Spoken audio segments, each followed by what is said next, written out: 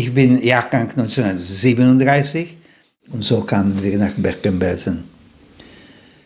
Das war eigentlich der Horrorpunkt von ganzer Verfolgung, weil jetzt haben wir gesehen, die Toten. In Ravensbrück waren Toten und haben sich einige auf die elektrische Zaun gestürzt und wurden getötet. Vorher in dem Waggon in Auschwitz wurde man ein paar herausgetragen, aber hier waren viele, viele Toten. Nackt oder halb angezogen oder eigentlich schon versteift und angelehnt an Baracken. Also es war eine Hölle. Ein großes Danke gilt all jenen Menschen, die unser Friedensprojekt Lebensweisheiten von 100-Jährigen möglich machen. Das alles ist nur dank dir und dank dem Vertrauen der einzelnen Familien möglich. Danke. Danke. Ich bin der Daniel Bleunig, bin Begründer des Friedensprojektes Lebensweisheiten von 100-jährigen Menschen und bin diplomierter Gesundheits- und Krankenpfleger. Und genau diese wertvolle Zeitzeugengeschichte für den Frieden wirst du heute bekommen. Darf ich fragen, wie alt Sie sind? Also ich bin Jahrgang 1937, das heißt vor knapp 2 Monaten habe ich meinen 89. Geburtstag gefeiert. Am 21. Jänner 1937. Ja, so. 100, ja, das ist ein Tag, der für mich wichtig ist. Es sind 2 wichtige Tage, Geburtsdatum und dann Befreiungstag, worüber wir später reden werden. Genau, weil 1937 sind Sie geboren in eine jüdische Familie in der damaligen Tschechoslowakei. Ja, Sie wissen, Tschechoslowakei ist so ein längliches Land und links, das heißt im Westen ist Tschechien, rechts, das heißt im Osten ist Slowakei und im Osten von Slowakei ist die Stadt Prešov. Dort bin ich geboren worden, in Prešov. In einer Familie, wo der Vater Zahnarzt war und die Mutter Apothekerin. Ja, mein Vater hat in Prag studiert, Medizin. Meine Mutter hat Pharmazie studiert. Meine Mutter war ein Mädchen von 4, gesamthaft von 4, also sie hatte 2 ältere und eine jüngere Schwester. Und mein Vater war aus großer Familie, wo waren 7 oder 8 Geschwister. Und wie ist es dann so gewesen in Ihrer Kindheit? Weil 1939 ist ja dann am 14. März hat sich Slowakei eigentlich als selbstständig erklärt. Und am 15. März hat aber dann Hitler, die Nationalsozialisten, dann die Tschechoslowakei zerschlagen. Ja. Wie war das in der Kindheit von Ihnen? Ja, also die Kindheit verlief glücklich.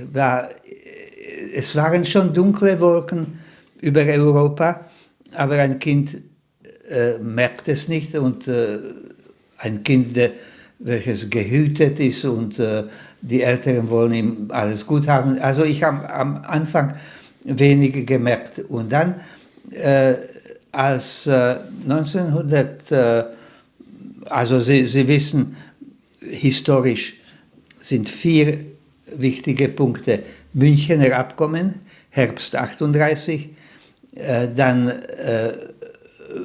Mitte März die Besetzung der Tschechoslowakei und Ausrufung von Slowakischer Republik und dann und im September war schon Erklärung von Krieg. Diesen Zeitpunkt 1939, wo nicht nur Wolken, aber effektiv Krieg ist ausgebrochen, ich wusste von nichts. Ich hätte es auch nicht verstanden, aber ich wusste von nichts. Und ich konnte weiterhin spielen. Es waren Ausgrenzungen, die eigentlich, ich habe die kapiert erst wesentlich später. Am Anfang hatte es für mich nichts ausgemacht, dass ich in diesen oder anderen Park nicht spielen durfte. Die waren schon die antijüdischen Gesetze praktisch sofort nach 1939 und wir müssten den jüdischen Stern, den Davidstern, tragen. Das alles war für mich bedeutungslos, weil ich es nicht verstanden habe. Sehr vieles, was die Ausgrenzung betrifft, habe ich eigentlich paradoxerweise erst viel später kapiert, dass es eine Ausgrenzung war. Die effektiv, der erste Ereignis, in welchem ich gesehen habe, dass etwas stimmt nicht, war nachdem die Zahnpraxis von meinem Vater arisiert wurde. Ich weiß nicht, ob Ihre Zuhörer wissen, was Arisierung ist, aber es ist, wenn die Juden durften nicht ihre enteignet geworden. Also wurde es enteignet oder man wurde von Position zurückgestellt und man hat ihm jemanden vor die Nase gestellt, was den slowakischen Staat nützlich war. So, ich war gewohnt, in Zahnpraxis, im Labor von Zahnpraxis zu spielen, mit Gips oder was immer Wichtiges, was ein Kind wichtig betrachtet. Und auf einmal kommt ein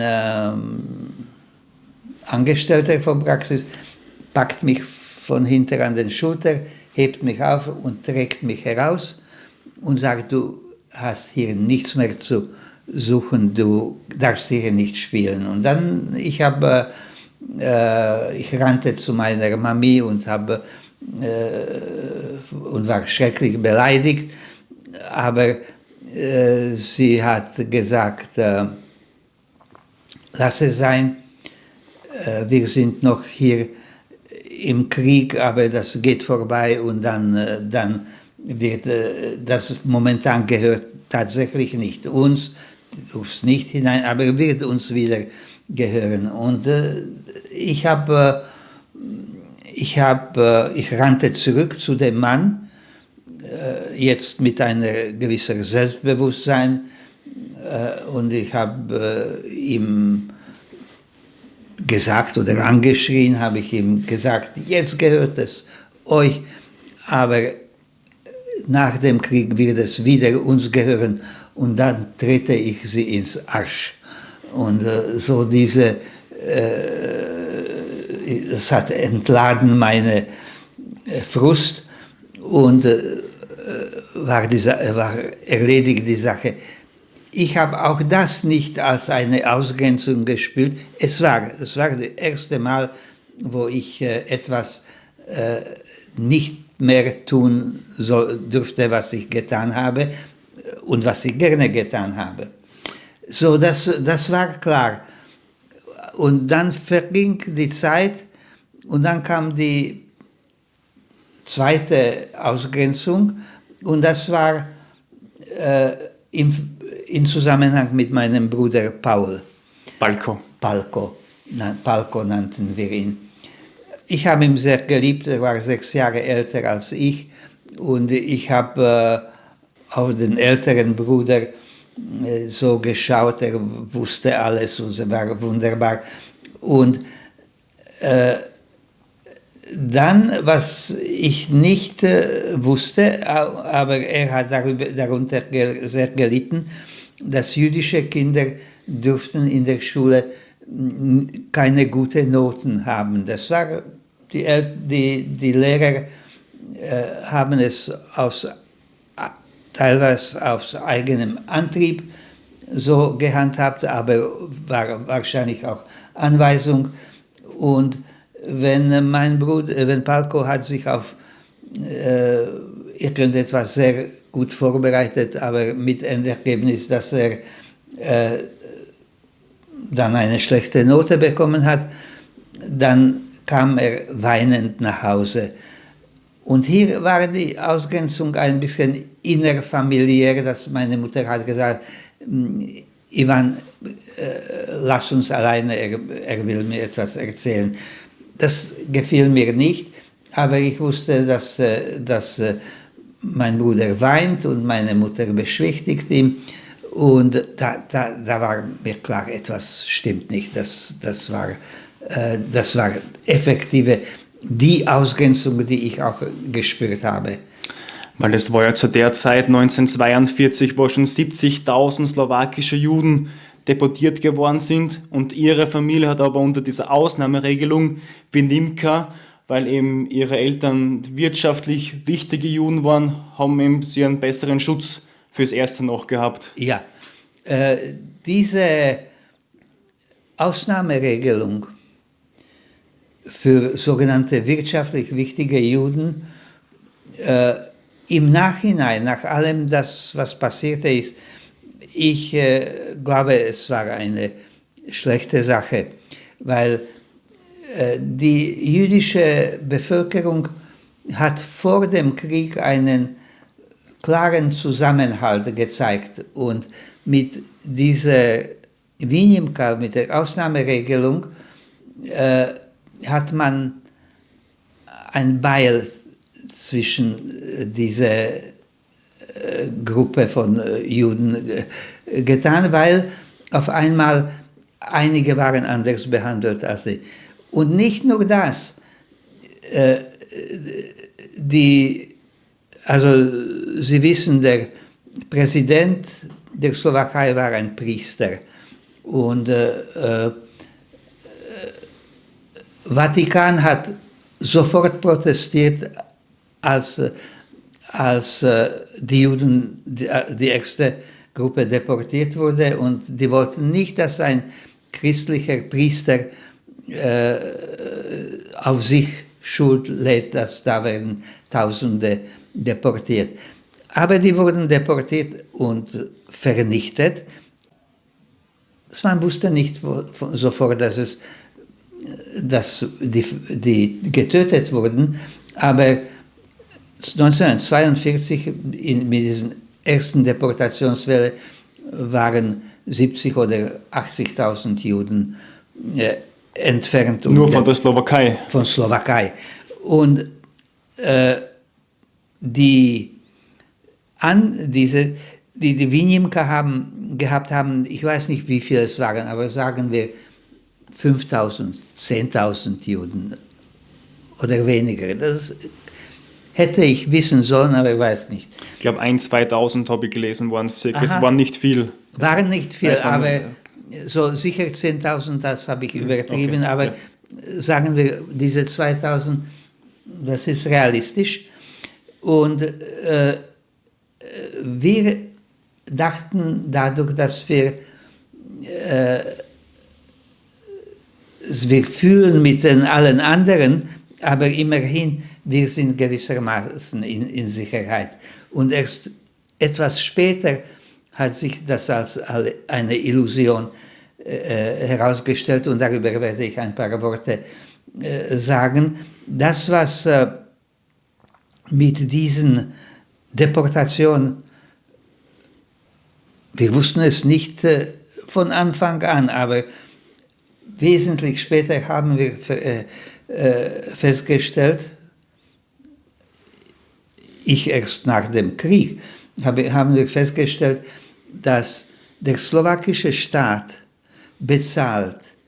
hat bezahlt für jeden Juden, den die Deutschen genommen haben, 500 Reichsmark. Gezahlt, dass sie irgendwie wegkommen, nicht bekommen, sondern... So, wenn die Slowaken von Deutschen 500 Reichsmark bekommen haben, es wäre schlimm, dass sie sind bereit, Tauschhandel, ein Jude 500 Reichsmark. Aber hier geht es nicht das ist noch schlimmer, ist mit einem Minuszeichen. Das heißt, ihr nehmt den Juden und wir geben ihnen dazu noch für jeden 500.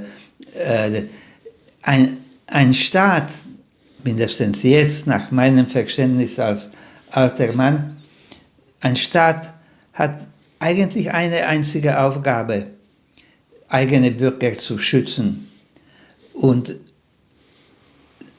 dieser slowakische Staat nicht nur, dass diese Juden nicht geschützt hat, nicht nur, dass er die verraten hat und ausgeliefert hat, es hat noch diese für jeden Juden 500 Reichsmark bezahlt. Möglicherweise kommen wir in meiner Erzählung später zu einem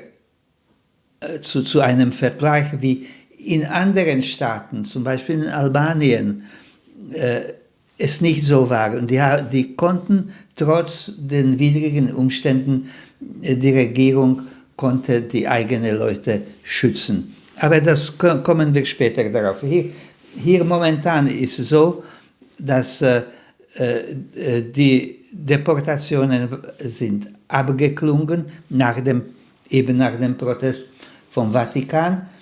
Und wir dachten, wir können so überleben. September 1943 war ich 6 Jahre alt und ich hätte eingeschult werden in die 1. Klasse. Und jüdische Kinder durften nicht eingeschult werden. Ich weiß nicht, ob es für mich eine Rolle gespielt habe, ob ich glücklich oder unglücklich war. Jedenfalls, die Erklärung, meine Mutter hat gesagt, du musst dich keine Sorge machen, dass alles, was du brauchst in 1. oder 2. Klasse, das werde ich dir beibringen. Und nach dem Krieg, dann gehst du wieder in die Schule und wird alles wieder normal sein.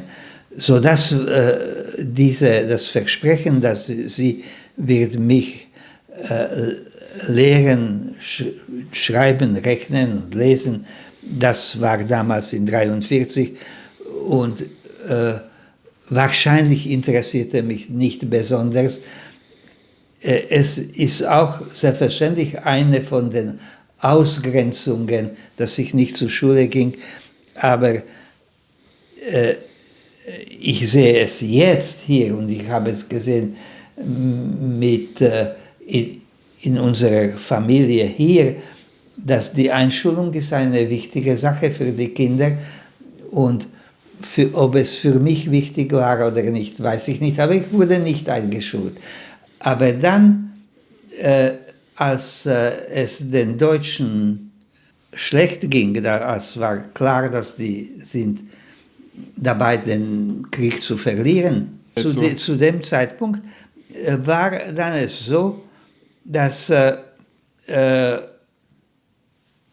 in diesen restlichen Population von diesen ein paar tausend Juden hat sich herumgesprochen, dass die restlichen Juden versuchen zu vernichten, die werden die Winimka nicht verlängern oder ganz umgekehrt, sie werden es wegnehmen. Und es hat sich herumgesprochen, dass es wird schlimmer.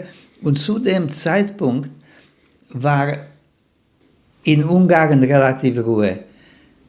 Ungarn war nicht ein sicheres Land, aber im Vergleich zu Slowakei dachten wir, dort wird es besser sein. Und dann, es gab mehr sichere Länder, nicht nur Albanien und China, Shanghai, so. Aber man muss schon sich vor Augen führen, dass diese jüdische Population, die jüdische Gruppe, die hatte keine Information von den Zeitungen, die Radio durften die nicht hören, so etwas wie Smartphone und Fax und alles, das gab es nicht. So, es war nur von Mund zu Mund Propaganda. Und tatsächlich hat sich herausgestellt, dass Ungarn sollte uns Sicherheit bringen. Dann hat sich die Familie entschlossen, selbstverständlich, ich hatte dazu nichts zu sagen, aber dass wir werden uns nach Ungarn absetzen. Das erste 2 Personen aus Familie, die gehen sollten, waren mein Vater und ich. Und dann sollte mein Bruder Palko und meine Mama nachkommen. Und mein Vater ging, also wir brauchten Falsche Papiere. Wir brauchten Reisedokumente. Mein Vater konnte ausreisen, ging nach Budapest und bevor er ging, hat er mir gesagt, Ivan, du kommst nach und wir treffen uns in Budapest. Und dann hat sich herausgestellt, dass die falschen Papiere für mich waren nicht nur falsch, aber die waren falsch, weil waren auf Mädchenname ausgestellt. Und und meine Mama hat gesagt, Ivan, du musst über die Grenze verkleidet als Mädchen gehen. Und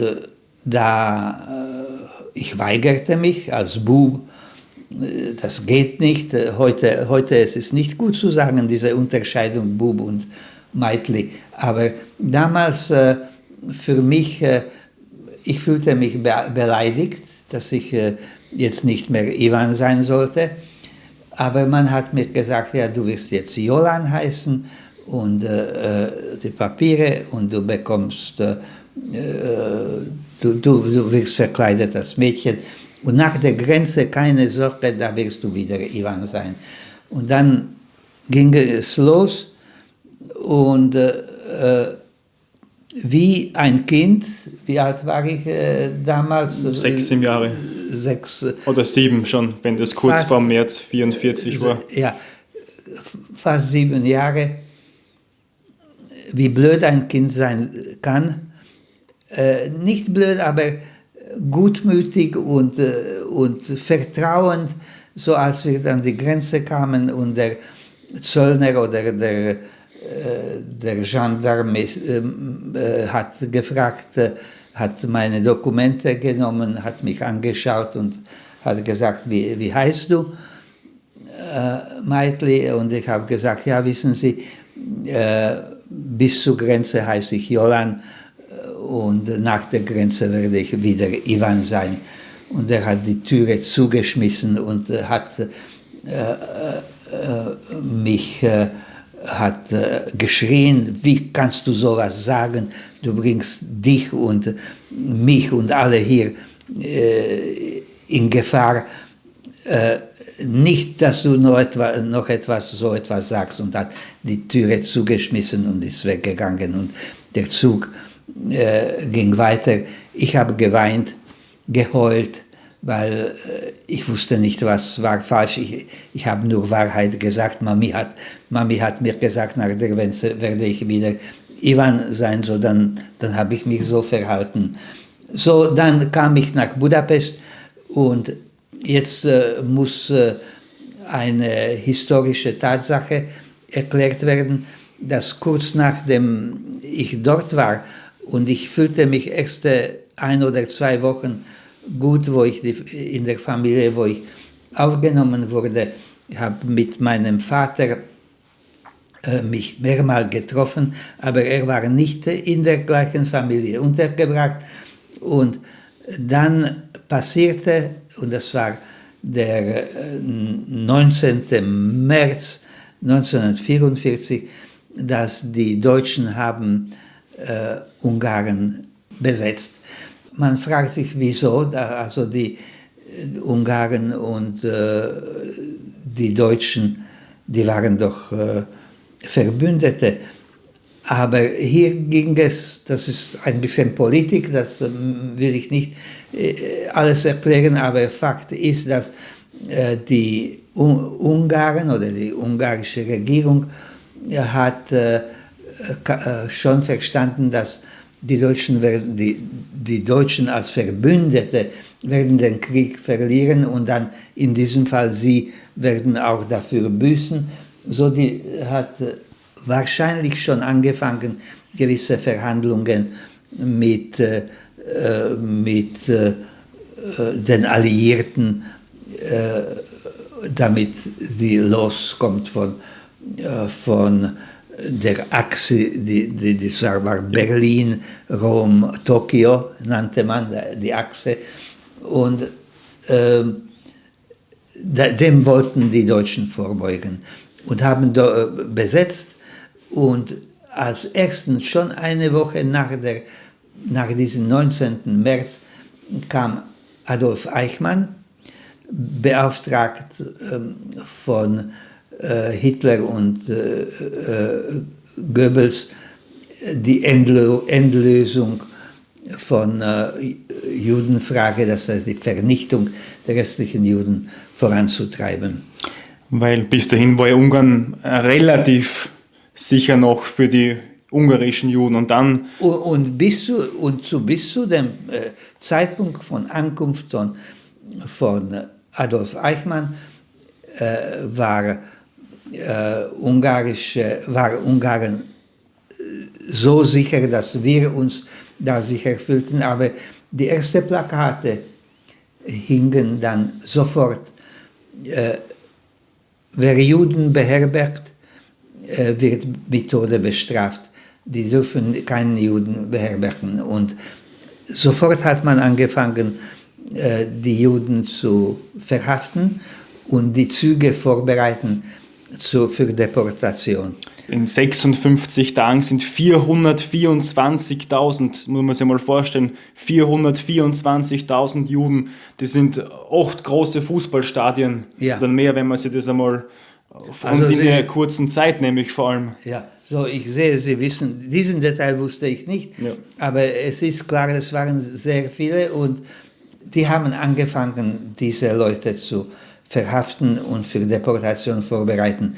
Und die Familie, die mich beherbergt hat, war verständlicherweise nicht mehr bereit, mich zu haben, weil wenn Gestapo käme, dann diese Leute wären auch in Gefahr. So, man hat mir klar gemacht, dein Papa ist in Sicherheit. Übrigens in Sicherheit, er war in einem jüdischen Spital, obwohl er Arzt war. Er war dort versteckt als Patient, damit man übersteht die erste Welle mindestens. Und man hat mir gesagt, Ivan, du wirst in 14 Tagen wirst du zurück zu Mami und Palko reisen. Wir müssen für dich die Reisedokumente besorgen, nicht mehr als Mädchen, du wirst als Bub zurückfahren, aber jetzt 14 Tage, wir haben vereinbart, du wirst im Taubstummen-Institut unterkommen. Und ich habe nicht kapiert, was es bedeutet, Taubstummen-Institut, Taubstummen, was bedeutet Taubstummen. So, man hat mich gebracht zu dem Taubstummen-Institut und hat gesagt, Ivan, in 14 Tagen wirst du abgeholt. Und ich war genügend gutmütig und vertrauensvoll, dass ich habe es kapiert und ich habe nicht protestiert, ich wusste, gut gemeint. Und dann kam ich hinein und dann hat der mich begleitet, hat gesagt, Ivan, von jetzt an, du hörst nichts und du darfst nicht sprechen.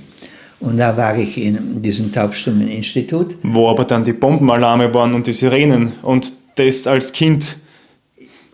Und das war, die Bombenalarme eigentlich, wenn man es sieht jetzt, was passierte in in Israel und so, die Bombenalarme.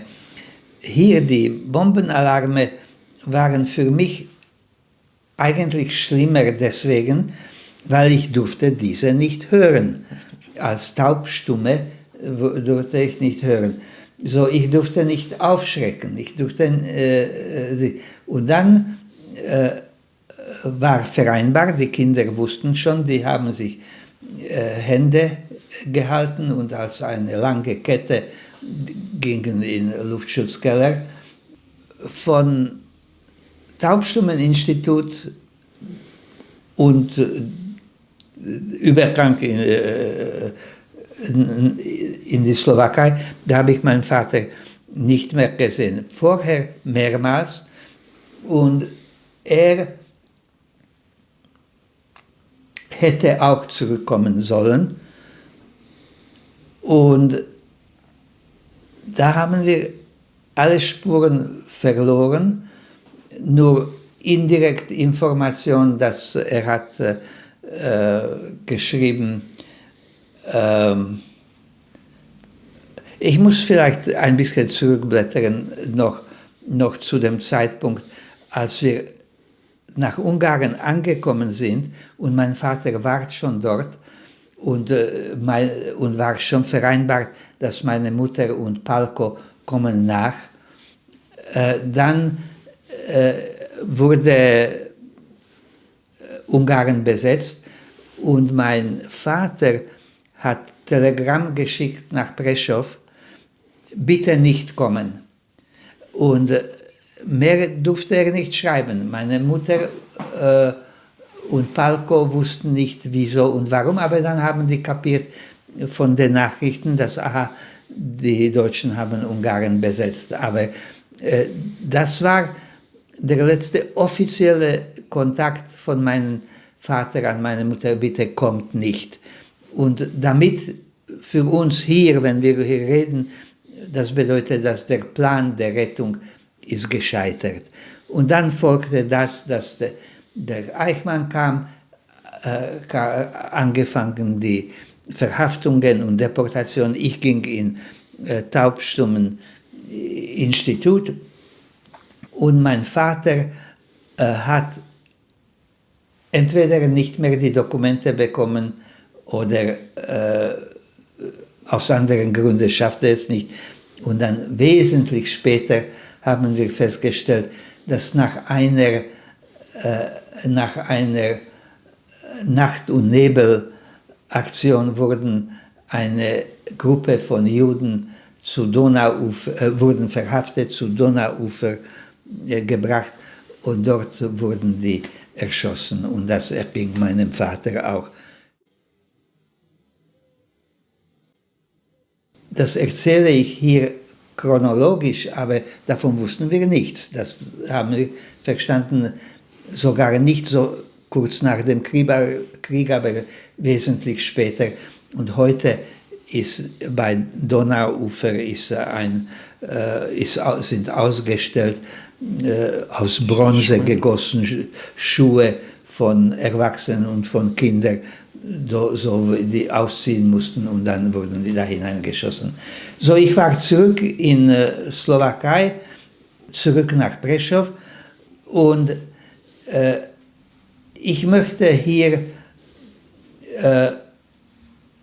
nur sagen, dass für meine Mutter war es sowohl eine Erleichterung, dass ich zurück bin, wie auch eine Sorge, dass immerhin, als sie alleine war mit Palko und Vorbereitung nach Ungarn zu kommen, das waren für sie noch irgendwie ruhige Zeiten.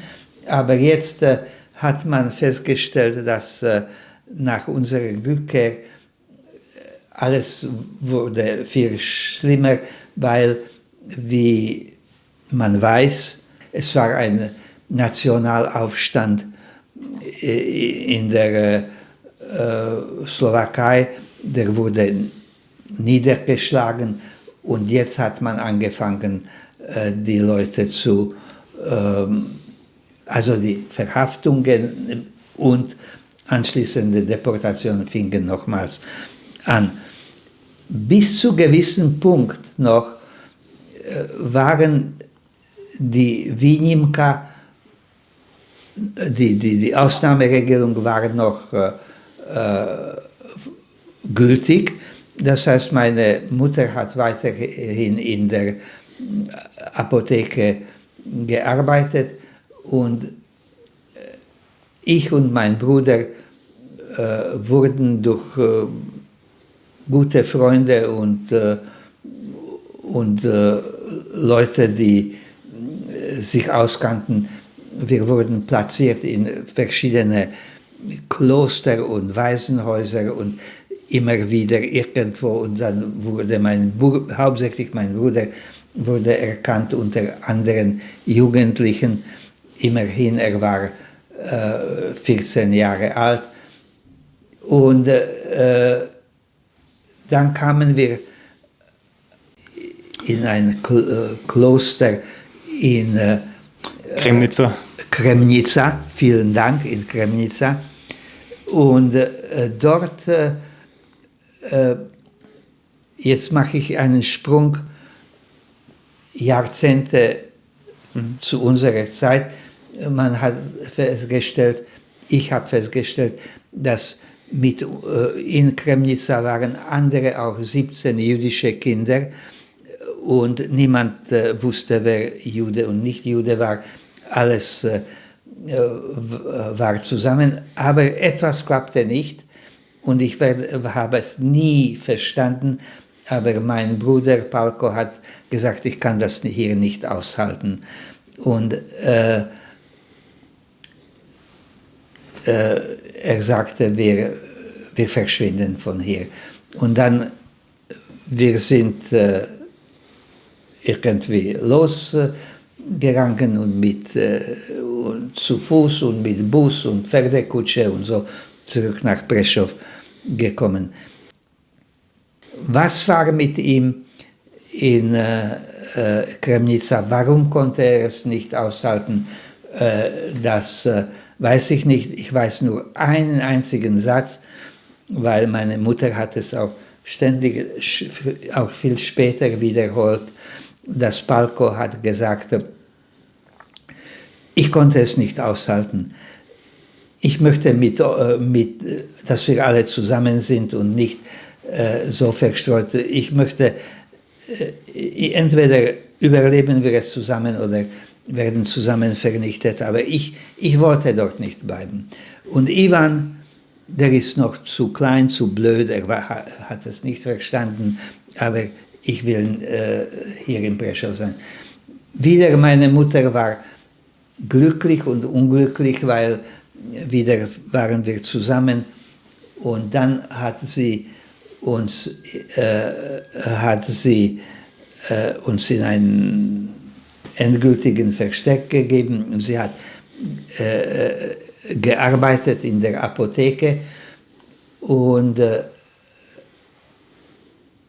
kam der Moment, wo diese Vinimka nicht mehr gültig waren. Aber auch das wurde den Leuten nicht direkt mitgeteilt, aber bei der Verhaftung, die haben gesagt, es ist nicht mehr gültig, sie sind verhaftet. Und sie hat in der Apotheke gearbeitet und da kam eine Frau, es war die Ehefrau von einem Arzt, von Dr. Kishozi, und sie kam zu meiner Mutter in die Apotheke, meine Mutter in weißem Kittel, und hat gesagt, dass sie braucht Aspirin. Und meine Mutter wurde ihr klar, dass eine Ehefrau von einem Arzt kommt doch nicht für Aspirin in die Apotheke.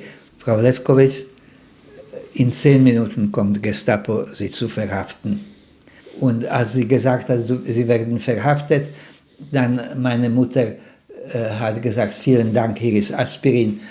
Und die Frau Kishozi ist weggegangen. Meine Mutter hat den Kittel abgezogen, aufgehängt und hat gesagt, ich komme in 10 Minuten. Und als sie aus Türe rausging, kam Gestapo hinein, wir suchen die Frau Lefkowitz und sie war eben ein paar Minuten schon weg. Und dann ging sie in ein Versteck und dann waren wir alle zusammen. Ich muss sagen, ich habe es niedergeschrieben. Bei Madame Elise. Madame Elise, vielen Dank. Das hätte ich gesagt, aber ich weiß nicht, wo wir waren 7 oder 8 Menschen dort. Und wir waren mehrere Wochen dort, in verdunkelten Raum. Aber auch das hätte man überleben können. Aber dann, wir wurden verraten. Und dieser Verrat ist möglicherweise oder sehr wahrscheinlich unabsichtlich gewesen. Und zwar, sie hat die Madame Elise, hat eingekauft für alle und irgendjemand hat sich verplappert oder absichtlich, das weiß ich nicht mehr, hat gesagt, wieso eine alleinstehende Frau kauft so viele Sachen. Und das hat veranlasst, die sogenannte Hlinka Garde, das war dieser slowakische Teil, und Gestapo, dass man eines Tages sehr früh, vielleicht um 4 Uhr oder so, war noch jedenfalls dunkel und man hat uns verhaftet. Es war am 22. November 1944. Sehr gut, also Sie haben die Prüfung bestanden. So. Wir waren eine gewisse Zeit in Gestapo und dann war der Transport. Das heißt, da sind sie dann deportiert geworden mit den 4 Waggons. Einer von der vorletzte Deportationszug eigentlich. So ist die es. letzten Juden irgendwie zusammengefegt, haben sie gesagt in einem Interview. Und nicht nur das, was Sie jetzt gesagt haben, aber es ist interessant, dass wenn man mich fragt, oder ich jemanden anderen frage, jemand mich fragt, wie lange war die Zugreise, dann sage ich 3 bis 4 Tage oder vielleicht 5 Tage. Also wie lange? 3 oder 4 oder 5? Ja, 3 oder 4 oder 5. Und dann, das ist merkwürdig, aber dann, ich habe festgestellt, dass bei vielen anderen, die ich dann ausgefragt habe, die konnten auch nicht sagen, wie lange. Und zwar, man ist in einem Viehwaggon, da ist ein Kübel, ein Eimer für Notdurft zu verrichten. Man irgendwie arrangiert sich, wo man sitzt, wenn möglich nicht zu sehr an die Wände, weil dort ist zu kalt. Und dann irgendwie funktioniert das. Aber es ist etwas, das man nach gewisser Zeit, weiß nicht, ist schon dunkel, habe ich jetzt verschlafen, ist ein Tag vergangen und man verliert Gefühl für die Zeit. Jetzt...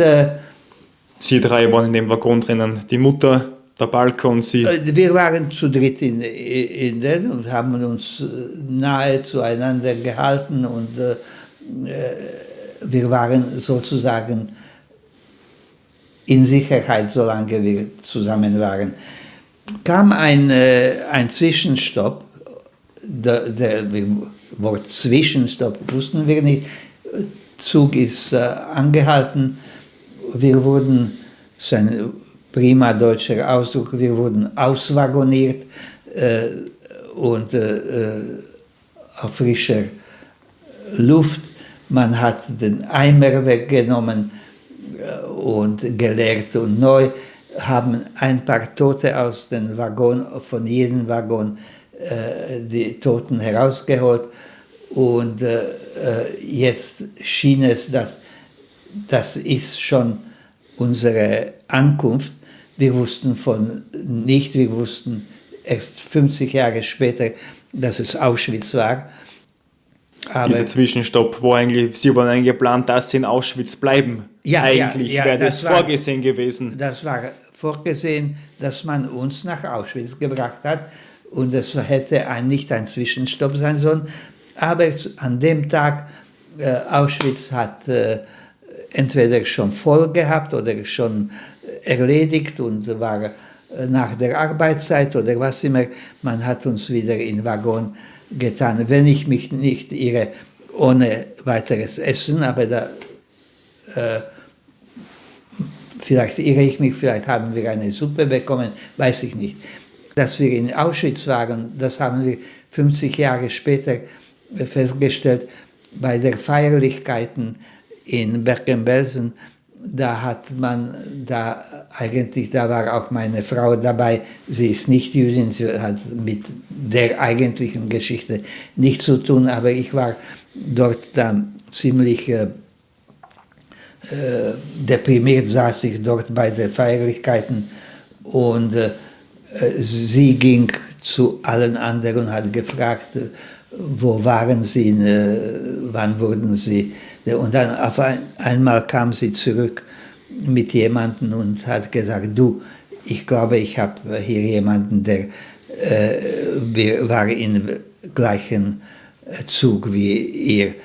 Ja, da habe ich Interesse gezeigt und sie hat gesagt, also wenn ihr nicht wisst, wo es war, dann wart ihr wahrscheinlich ziemlich am Ende, aber wir waren nach vorne und da haben wir gesehen, dass wir sind in Auschwitz.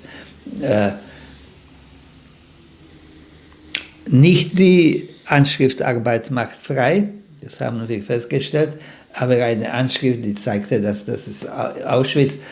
So, das war jetzt eine Zwischenbemerkung, dass wir fuhren weiter und kamen an, wieder nicht wissen wo, und das war in Ravensbrück. Und in Ravensbrück wurden wir registriert. Haben Sie die Häftlingsnummer bekommen? Bitte? Da haben Sie die Häftlingsnummer unter anderem auch bekommen.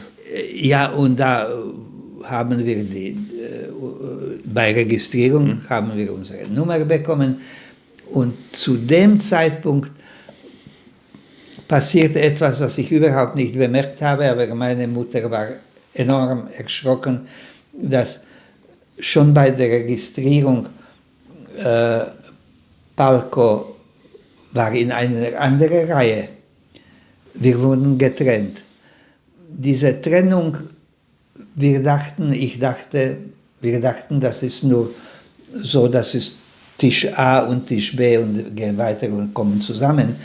Aber dass dem nicht so war, das haben wir festgestellt, wieder Jahre später, weil wir haben verglichen, unsere Nummer und meine Nummer und meine Mutternummer ist ein nach dem anderen und von Palko eine ganz andere und auch eine andere Handschrift und er ging.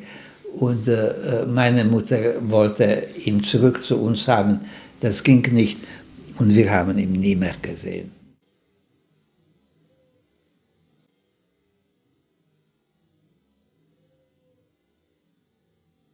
Ravensbrück war ein Frauen-KZ. Ravensbrück ist etwas nördlich von Berlin. Dort waren die Frauen und in anderen Lagern, Sachsenhausen, waren die Männer. Aber so in den letzten Monaten des Krieges, die Logistik von Nazis funktionierte nicht so gut, so man konnte nicht mehr die Männer und Frauen so trennen und speziell nicht in diesen letzten Monaten, so man hat einen kleinen Männerlager in Ravensbrück aufgebaut und dort waren die Männer eingesperrt und Palko wurde von uns, das heißt Frauen und Mütter mit Kindern, auf einer Seite in dem großen Frauenlager und Palko ging in Männerlager. Wir haben ihn nie mehr gesehen. Meine Mutter hat einige kleine Zettelchen bekommen, geschmuggelt, wo man hat gesagt, Palko geht's gut, wir passen auf ihn an. Ob das stimmt, also die Zettel stimmen, aber ob das stimmt oder man wollte ihr nur Mut machen, das ist mir nicht klar. Aber jedenfalls, ich war mit meiner Mutter. Wollen Sie vielleicht noch gleich fortführen, was dann mit Ihrem Bruder passiert ist, mit Balko? Nein, ich werde es sagen, aber erst später. Gut. Jedenfalls, es gehört zu der Story, aber weil wir nicht wussten, was mit ihm passiert, wir wussten nicht, auch nach der Befreiung, wir wussten noch nicht, ob er lebt, und deswegen möchte ich es sehr gut. Sehr gut. Etwas Super. später sagen. So, meine Mutter hat beobachtet, dass die Häftlinge, die in gleichen Baracke waren mit uns, die länger dort waren, die waren schon abgemagert. Nicht schrecklich abgemagert, aber war klar, dass die schon gezeichnet waren. Und es war klar auch meiner Mutter, dass die Bedingungen im Lager sind nicht katastrophal im Sinne, wir hatten unsere Pritsche, wir haben bekommen minimale Kalorien, die Frauen arbeiteten, alles war, am Morgen war Zählappell, wo man hat die Häftlinge so gezählt und dann so gezählt, in diese Richtung dann verglichen, und dann, es war 3:45, hat angefangen und um 8 war es fertig, wir waren erledigt, aber wir konnten zurück in die Baracke.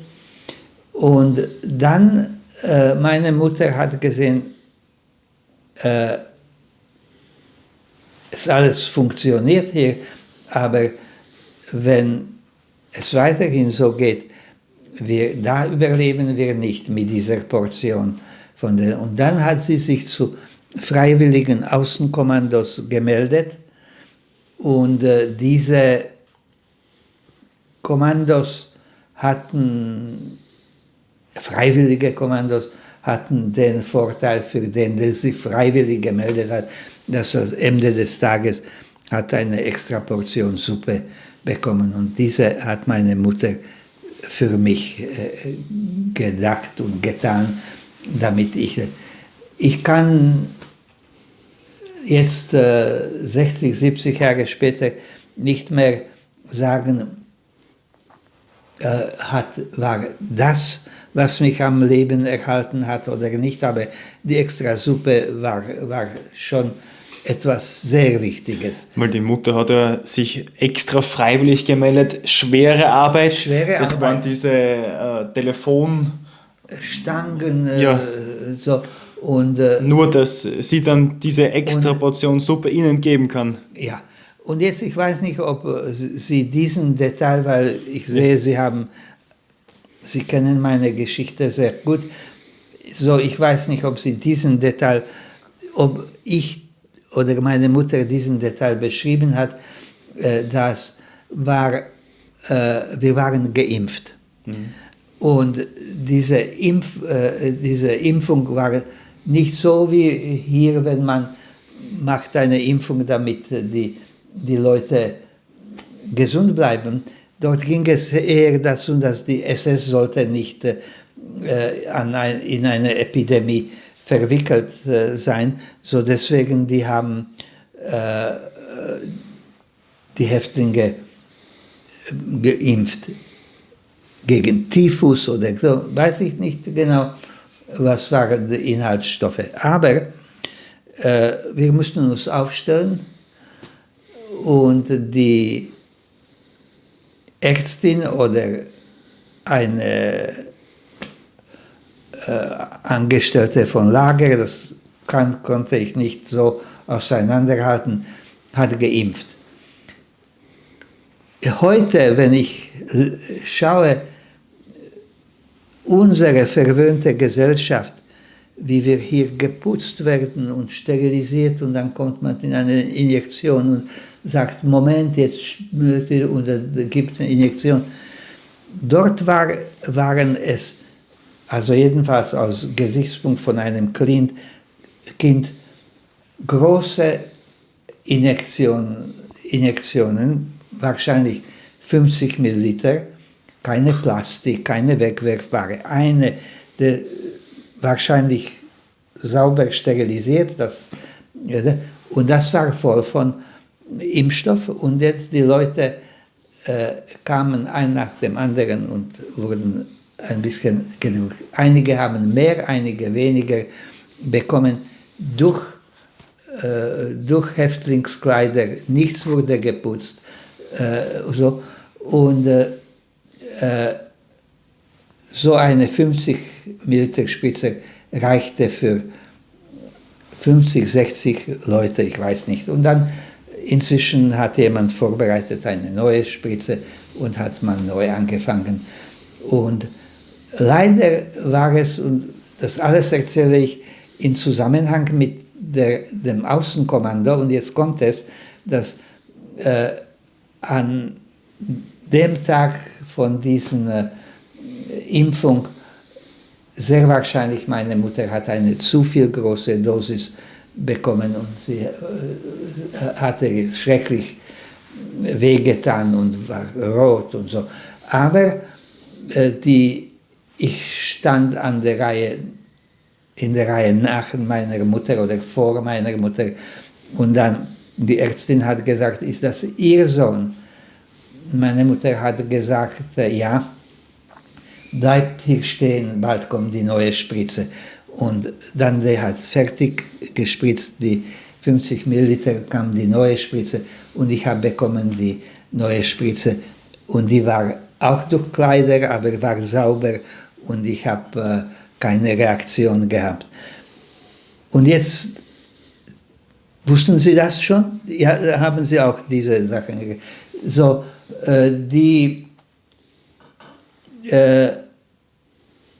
ging zu diesem Außenkommando und trug die schwere Telefonstangen oder was immer, jedenfalls etwas Schweres mit jemandem, wenn ich mich nicht irre, mit einer Belgierin oder ich weiß nicht den Detail wusste, aber weiß ich nicht mehr.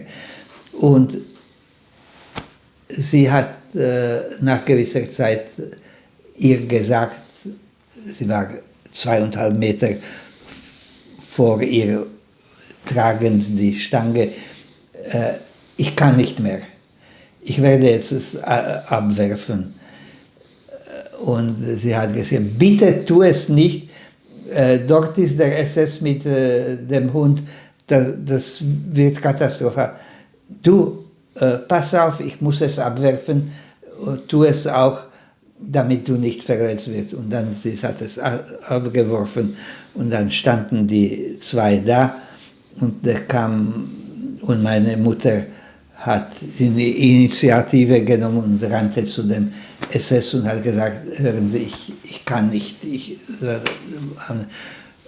Durch die Impfung eben, weil die Impfung eben diese Reaktion gehabt hat. Von der Reaktion. Und was von Beruf sind Sie? Und ich bin Apothekerin. Dann stellen Sie sich hier und Ihre Mithäftling auch und Sie bleiben hier stehen bis Ende von diesen stundenlang noch, aber mindestens in Sicherheit.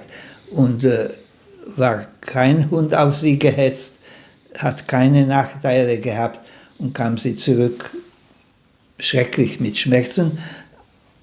Und auch die Suppe hat sie bekommen, die Extrasuppe. Und so war der Alltag dort. Aber das war nicht alles.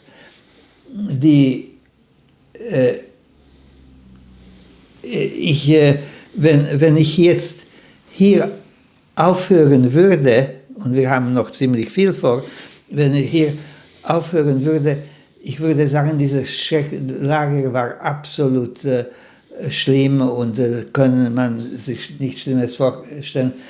Aber es ist so, dass da wussten wir nicht, was uns erwartet in ein paar Monaten in Bergen-Belsen.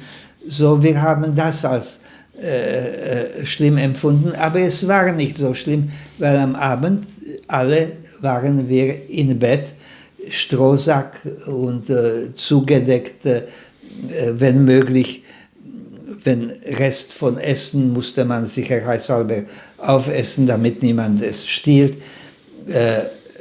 Schwierigkeiten auf die Toilette zu gehen, also das, aber als man Licht ausgemacht hat, war eine gewisse freundliche Atmosphäre für diese ein paar Minuten für Einschlafen, wo die Frauen geplaudert haben. Und was konnten diese Frauen reden?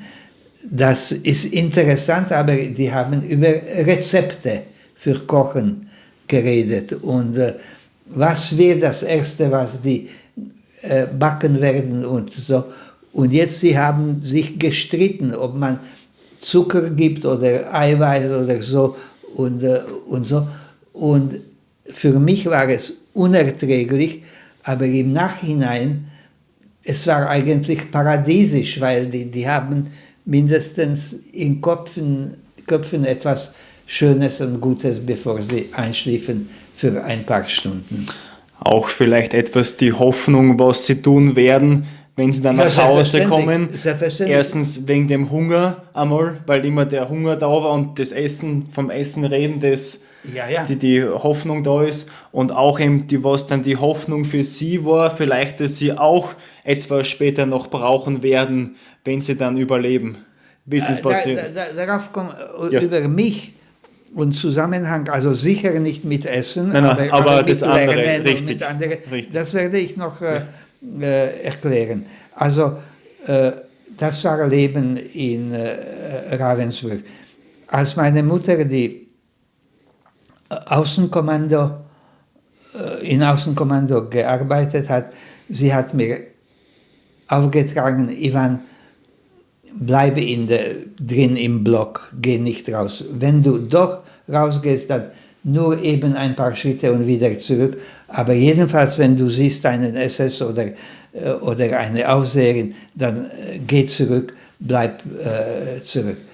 Und ich blieb dort und ich habe nichts getan. Wenn ich Vorträge halte in Schulen, da kommen unausweichlich Fragen, was für Spielzeuge hatten Sie, wie haben Sie den Tag verbracht, womit haben Sie gespielt, mit wem haben Sie gespielt. Und ich muss sagen, ich kann es nicht beantworten. Ich glaube, ich habe keine Spielzeuge gehabt. Jedenfalls, die Kinder, das ist die einzige unbefriedigende Antwort, die ich den Kindern gebe, aber ich versuche es zu erklären mit einem Beispiel. Ich sage, Kinder, war ihr schon schwer krank mit Fieber und so. Und wenn sie im Bett waren mit 40 Grad Fieber, womit haben sie gespielt? Wahrscheinlich mit nichts. Sie waren froh, dass sie da atmen. Und so war es mit mir. Ich glaube nicht, dass ich gespielt habe. Was ich getan habe, und darauf habe ich mich eigentlich gefreut, als meine Mutter zurückkam von diesem Außenkommando, dann sie hat angefangen mit mir zu lernen. Sie hat sich voll mir gewidmet und ich wusste, sie ist müde, sie ist erschöpft, aber dann habe ich gesehen auch einen gewissen, heute als Erwachsene würde ich sagen, Feedback oder Rückkopplung. Das heißt, sie hat sich wahrscheinlich während diesem Arbeitskommando auch gefreut, dass sie wird sich mir widmen. Und ich weil ich den ganzen Tag nichts gemacht habe. Ich habe mich auch gefreut und es war eine gewisse Komplizenschaft. Das heißt, ich wollte meiner Mutter etwas Gutes tun und ich wusste, sie will mich lernen, dann ich habe mich auch darauf gefreut und ich habe sukzessive gelernt gewisse Sachen. Ich kann schon jetzt sagen, wegen Hunger, ich sage es auch wegen Durst, aber Durst haben wir nie gehabt dort Noch nicht. in Ravensbrück.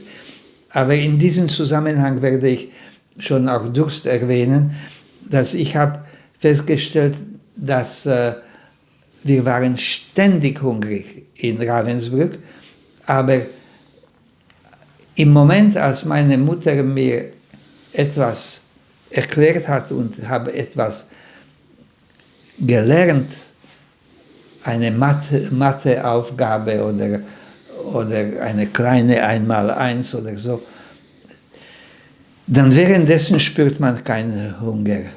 So Hunger kann man unterdrücken dadurch, dass man auf etwas anderes denkt. Aber Durst kann man nicht unterdrücken. Durst besteht, ist qualvoll und man kann nicht stoppen. So, das war mit Lernen. Und da hat eben die Mutter gesagt ihnen, ja, weil das wirst du später noch einmal brauchen. So ist es. So ist es. Der Spruch später also meine Mutter hatte keine Ausbildung als Psychologin, aber dann später, Jahrzehnte später, hat gesagt, wie gut sie es formuliert hat. Sie hat gesagt, Ivan, du machst es sehr gut, das wirst du in deinem Leben noch brauchen. Und diese Aussage für mich war aufstellend und der Psychologe hat gesagt, wie viel wirksamer so etwas ist, als wenn du sagst, Ivan, du wirst überleben. Du wirst es in deinem Leben noch brauchen, ist viel stärker als Überleben. Überleben, das ist so fast ein Alibi-Statement oder eine unwirkliche Sache. Aber du wirst es brauchen, bedeutet schon, du wirst überleben. Aber mit anderen Worten. So das hat sie wiederholt in Ravensbrück und das hat sie wiederholt auch in schlimmster Situation in Bergen-Belsen. Und dann ist eben die Front näher gekommen und dann hat es geheißen, so jetzt muss evakuiert werden. Ich übergebe Ihnen Worte, Sie wissen es besser als ich. Wir wussten nicht, was ist los. Wieder, die Information ist nur von anderen Häftlingen. Aber eines Tages haben wir erfahren, dass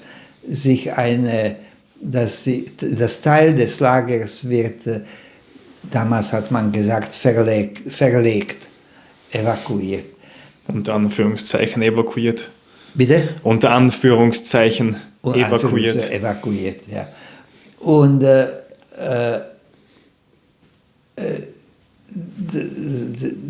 erste Schritt, bevor es losgeht, war etwas Unerfreuliches, habe ich dann nicht 50 Jahre später, aber 70 Jahre später bei einem Besuch in Ravensbrück, wo ist nichts, was mich an etwas erinnert, dann dort hat man uns gesagt, das war dort, wo diese Zelt war, für die nächsten Tag evakuiert werden. Und das Zelt war auf Betonboden aufgestellt und waren keine strohgefüllte Matratzen, aber Stroh auf dem Boden und dort schliefen wir und war ganz gefährlich, weil dort dieser Zusammenhalt, was man hatte in einer Baracke, wo sich alle gegenseitig gekannt haben,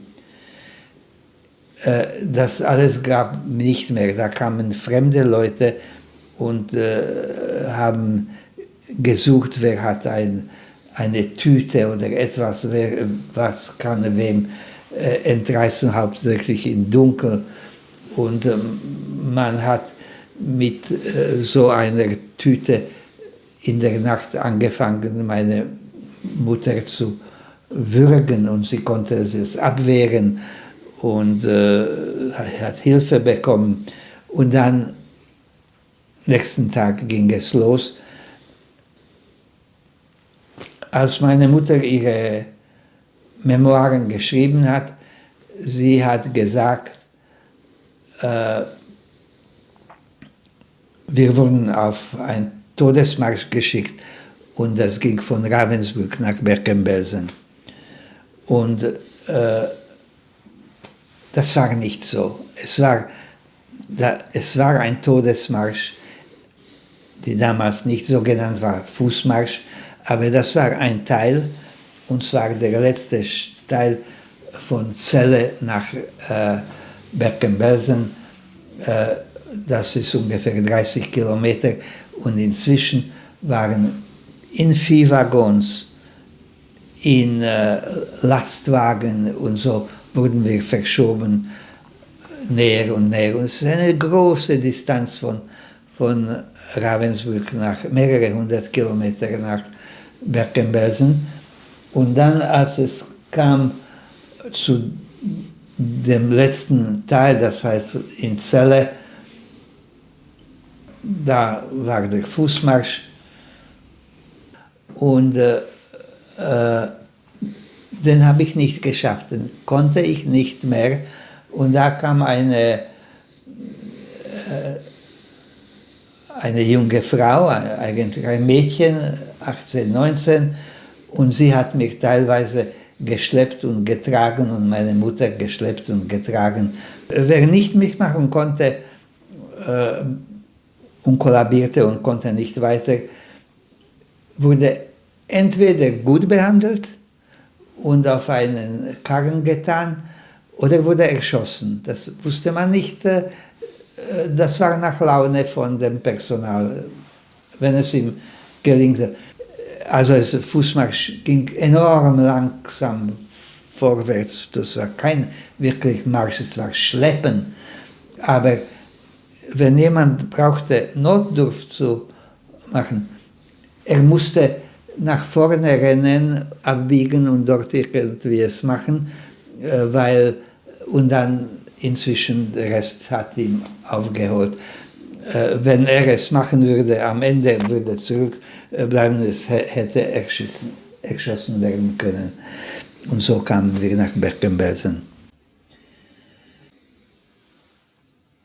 So wie vorher, wir wussten nicht, was Ravensbrück und über Auschwitz sowieso nicht, so Bergen-Belsen wussten wir auch nicht. Und dort als Erste war Ausziehen, die Kleider werden desinfiziert. Ihr werdet geduscht.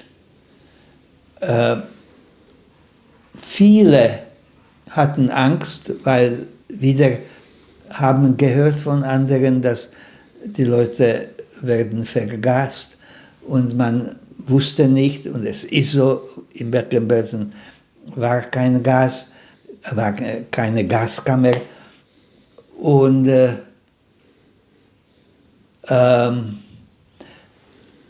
wir haben uns ausgezogen, geduscht, war kalt, und inzwischen die Kleider gingen so auf Haken aufgehängt.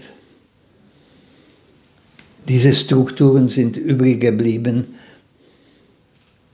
auch nach Jahrzehnten, und die habe ich dann geschaut, wo es war. Und die haben die Kleider desinfiziert. desinfiziert mit Desinfektionsmittel und mit hoher Temperatur, Dampf.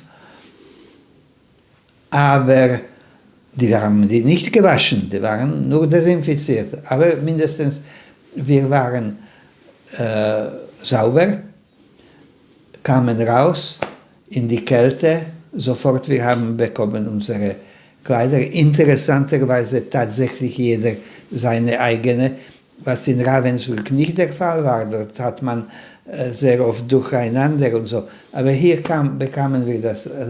Und diese feuchte Sachen anzuziehen war relativ gut, weil war kalt so und wir hatten keine Handtücher zum Abtrocknen und so. Das heißt, wir haben, aber es funktioniert. Jetzt führte man uns jeweils in die Baracke, in welche wir zugeteilt wurden. Und das war eigentlich der Horrorpunkt von ganzer Verfolgung, weil jetzt haben wir gesehen, die Toten. In Ravensbrück waren Toten und haben sich einige auf elektrische Zaun gestürzt und wurden getötet. Oder jemand ist gestorben in der Nacht, vorher in dem Waggon. In Auschwitz wurde man ein paar herausgetragen, aber hier waren viele nackt oder halb angezogen oder eigene schon versteift und angelehnt an Baracken. Und wir wurden geführt in eine von Baracken und wir haben gesagt, diese 5 Leute gehen hier oder 10 oder was immer. Und dann hat sich die Baracke geöffnet oder jemand hat geöffnet und diese Leute wollten uns nicht reinlassen. Es war voll. Und, aber die haben gesehen, also die haben uns jedenfalls feindselig empfangen, das war klar. Und wir konnten nichts anderes tun, nur uns hineinpacken lassen. Und da haben wir schon irgendwie die Möglichkeit gefunden, uns zu niederlassen und so. Weil diese Feindseligkeit war ja deswegen, weil jede einzelne Baracke hat eine bestimmte Essensportion zugeteilt bekommen, unabhängig, wie viele Leute Inhaftierte drinnen sind. Und natürlich, je mehr Leute jetzt da reinkommen, umso weniger habe ich selber. Und deswegen... Genau. Deswegen war es so. Und nicht nur das, aber dann wir, in Anführungszeichen die Guten, die Netten, die jetzt kamen, nach ein paar Tagen, als sich die Türe öffnete und weitere Leute zu uns kamen, jetzt wir waren nicht mehr die Netten, aber wir haben auch abgewehrt, kommt nicht rein, wir sind voll. Und aber die kamen und es war so, dass wir haben eigentlich immer weniger und weniger Essen, weil die Menge war konstant für Baracke und nicht konstant per Person. Weil das war ja auch der Unterschied Bergen-Belsen im Vergleich zu anderen Konzentrationslagern, gerade zum Schluss, wo Bergen-Belsen keine Hygiene, so haben sie auch das so ausdrucksvoll beschrieben, dass es nicht überfüllt war, es war nicht überbelegt, sondern es hat aus allen Nähten, haben sie gesagt, geplatzt. Ja. Und Epidemie gewütet, Seuchen. Ja. Und die Leute sind krepiert im Vergleich zu Auschwitz, wo diese Vernichtungsmaschine so industriell leider abgelaufen ist, sind da in Bergen-Belsen einfach... Ja. Sie haben es gut beschrieben, das war genau so, dass die Verhältnisse waren schon so unmenschlich, dass auf einmal in der Baracke hat man sich doch arrangiert, überall wurde immer gestohlen, aber die Leute waren im Moment, wenn man diese akzeptiert hat in der Baracke, waren innerhalb der Baracke nicht aggressiv aufeinander, aber draußen schon. Wenn man ging auf die Latrine, also Notdurft verrichten, das war eine gefährliche Sache. Und ich von dort so wie ich konnte mich noch unabhängig von meiner Mutter in Ravensburg bewegen, sehr vorsichtig und immer zurück. Hier konnte ich nicht einen Schritt alleine machen, so gefährlich es war.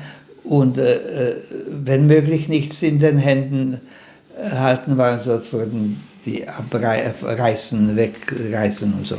So mit meiner Mutter waren wir zusammen auch dort nach dem Essen oder vor dem Essen haben wir uns, hat meine Mutter gefragt, erinnerst du dich, machen wir noch ein bisschen rechnen und so. Und dann, ich war gut, ich war ein braver Junge und ich wusste, dass es meiner Mutter Freude macht und sie wusste, dass ich dadurch weniger hungrig werde. Aber hier kam ein Moment. Vielleicht kann ich mal kurz unterbrechen. Ich habe was mitgebracht. Vielleicht erzählen Sie mal kurz, was mit diesem Foto es sich auf sich hat. Wunderbar, wunderbar. Also, so sah es aus.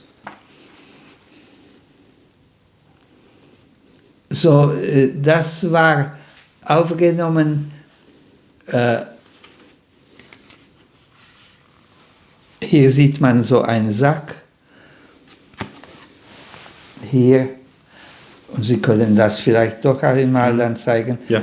Und das ist jetzt meine Mutter und ihre Schwester Ilka. Als wir draußen gingen, dann jemand hat gesagt, meiner Mutter, hör mal, ich habe deine Schwester gesehen, Ilka. Meine Mutter hat gesagt, das ist nicht möglich. Sie ist in der Slowakei, in Sered. Hör auf, dort ist niemand mehr, alle wurden wegtransportiert. Ich habe sie gesehen. Und sie hat dann gesagt, wir finden sie. Und dann gingen wir in mehrere Baracken und meine Mutter hat geschrien, ist hier Ilka, ist hier Frau Diamant, hieß sie. Und dann kam eine abgemagerte, hässliche Frau und das war die Schwester meiner Mutter.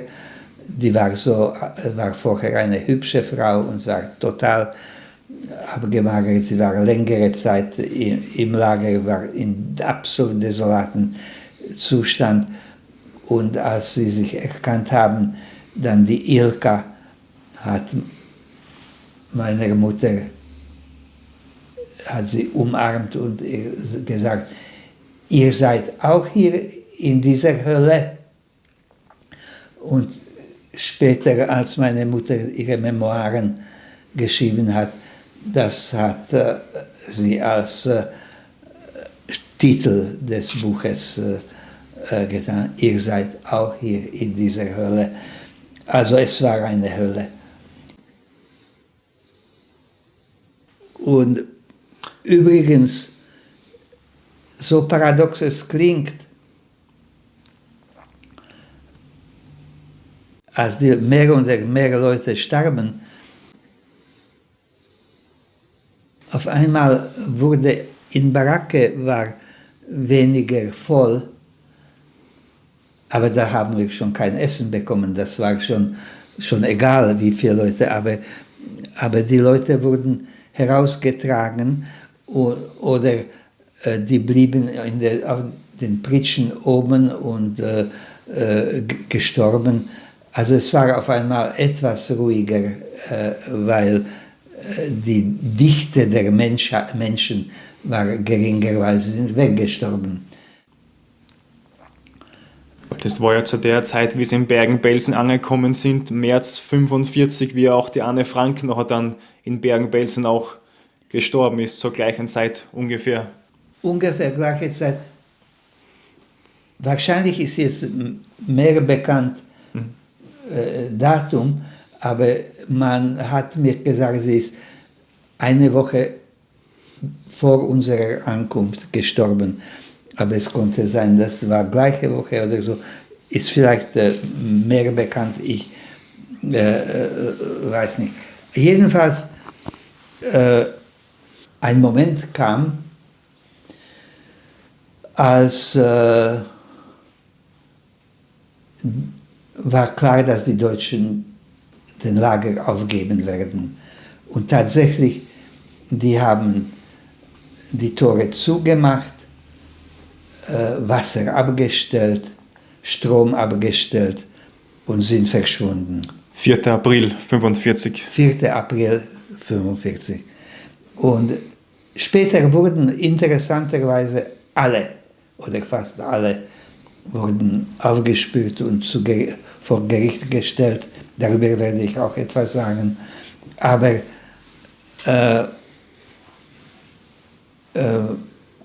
ab 4. April, wir wussten nicht, dass es so definitiv ist, aber war kein Essen mehr und nur Rest von Wasser, was noch jemand übrig hatte. Und wir wurden völlig auf uns alleine gestellt. Dann, wir haben gesehen, also wir, meine Mutter, ich und alle um uns herum waren praktisch am Ende. Aber es waren Leute, die etwas kräftiger waren. Übrigens alle, die aus weiter Osteuropa, Ukraine oder so, die waren kräftigere Leute. Und einige, weil war kein Strom mehr im Zaun, die sind über den Zaun geklettert und verschwunden. Wir haben nur geschaut, die sind frei, die sind jetzt weg. Und es war größtenteils, ich weiß nicht, ob alle oder Hälfte oder ein Viertel oder nur ganz wenige, weiß ich nicht, kamen zurück mit Essen. Aber war keine Chance für meine Mutti und für mich, irgendetwas zu bekommen. Es wurde, ich erinnere mich jetzt, wenn ich sehe, wie in Gaza die humanitäre Hilfe angekommen ist und wie die Leute sich darauf stürzen und in Nu ist alles weg. So war es auch dort, nur mit dem Unterschied, dass viele konnten es nicht und die Kräftigere haben etwas bekommen.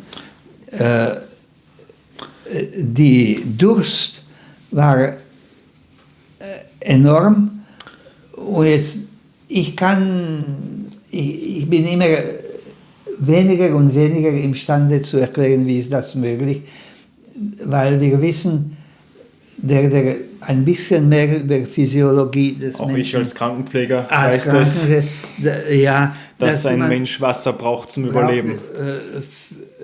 Länger als 4 Tage ohne Wasser geht nicht. Und wir haben 11 Tage ohne Wasser. Nun, es wahrscheinlich gab Wasser. Also andere sagen, ich erinnere mich nicht, dass die haben abgeleckt Wasserscheiben, Morgentau und so. Und die haben aus Wasser aus dem Boden getrunken und irgendwie. Und wahrscheinlich gab es irgendwelche Möglichkeit, etwas Wasser zu bekommen. Ich weiß es nicht, aber im Prinzip, gefühlsmäßig kann ich sagen, wir waren 11 Tage ohne Essen oder ohne Wasser. Das sagt sich jetzt auch so leicht, ja, sie waren 11 Tage ohne Wasser. Ja. Aber wenn man jetzt nur mal vorstellt, jetzt abgesehen, dass sie schon so lange kann nichts mehr zum Essen gescheit gehabt haben, schon apathisch waren und man weiß nicht, wie viel Kilo mehr sie jetzt gehabt haben. Wenn man das einmal alles jetzt nur wegnehmen würde und man nimmt jetzt einen gesunden Menschen und man stellt ihn jetzt zum Beispiel jetzt einmal 6 Stunden hin und nur mal die 6 Stunden ohne Wasser, ich mache gern Sport zum Beispiel und wenn ich nach einer Stunde, nach 1,5 Stunden, wenn ich verschwitzt bin, nichts zum Trinken habe, ist das schon unerträglich und dann nimmt man diese 1,5 Stunden und stellt sich das vor, dass es jetzt nicht 1,5 Stunden sind, sondern 11 Tage als Kind mit dem ganzen Drumherum. Also ich weiß nicht, wie man sowas richtig beschreiben kann, dass man das sich bildlich vorstellen kann. Ich weiß nicht, ob Sie sich erinnern, das ist zu unseren Zeiten hier, aber Sie waren noch nicht geboren, aber war Marathon und eine Frau, Anderson hieß sie,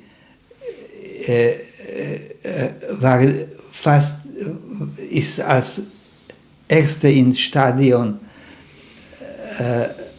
reingerannt und sie war total dehydriert und sie hat die letzte Runde nicht geschafft von Marathon, obwohl sie die erste gewesen wäre und sie war total so und kollabierte und wurde weggetragen und sie hat es nicht geschafft. Also Durst ist schon eine Sache, die auch aus anderen Gründen tödlicher ist. Blut wird dicker, das Herz pumpt nicht richtig, das alles wissen wir. Giftstoffe bleiben im Körper, können nicht mehr ausgeschieden werden. Ja. So. Und dann war aber das alles zum Wissen, dass sie nichts zum Trinken haben, obwohl sie eigentlich trinken hätten können. Ja, und jetzt kommt es, das war ein sogenanntes Feuerlöschbecken. Das war tatsächlich ein Reservoir voll von Wasser, aber dort schwammen schon Leichen mit ausgetretenen Fäkalien oder Inner aus Bauch und so. Also Leichen und Fäkalien. Und meine Mutter hat mir gesagt, Ivan, wer daraus trinkt, stirbt. Bitte daraus nicht trinken. Sehr wahrscheinlich viele haben getrunken und sind auch gestorben daran. So obwohl dieses Wasser dort war, aber war so total verseucht, dass man das nicht trinken konnte. Die einzige Sache, was uns wirklich gut hätte helfen können noch, war etwas, was Feuchtigkeit hätte. Eine Kartoffel wäre doch wunderbar. Aber das schafften wir nicht.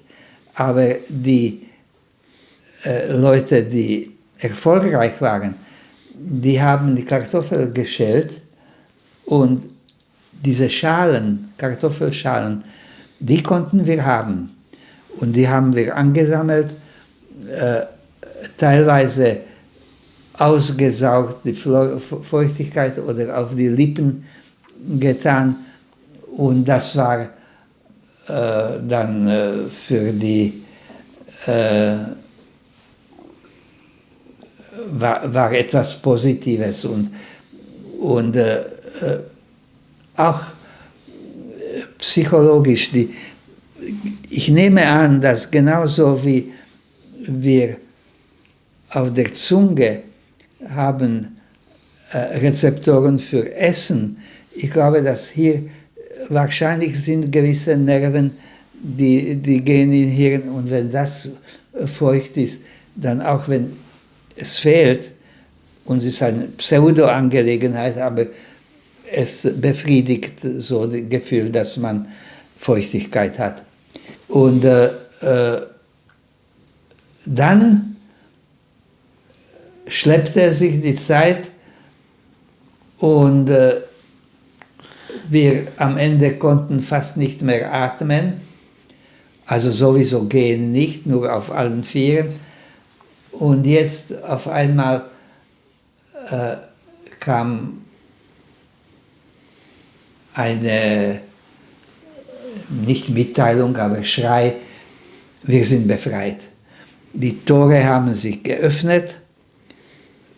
Wir sprechen über 15. April 1945.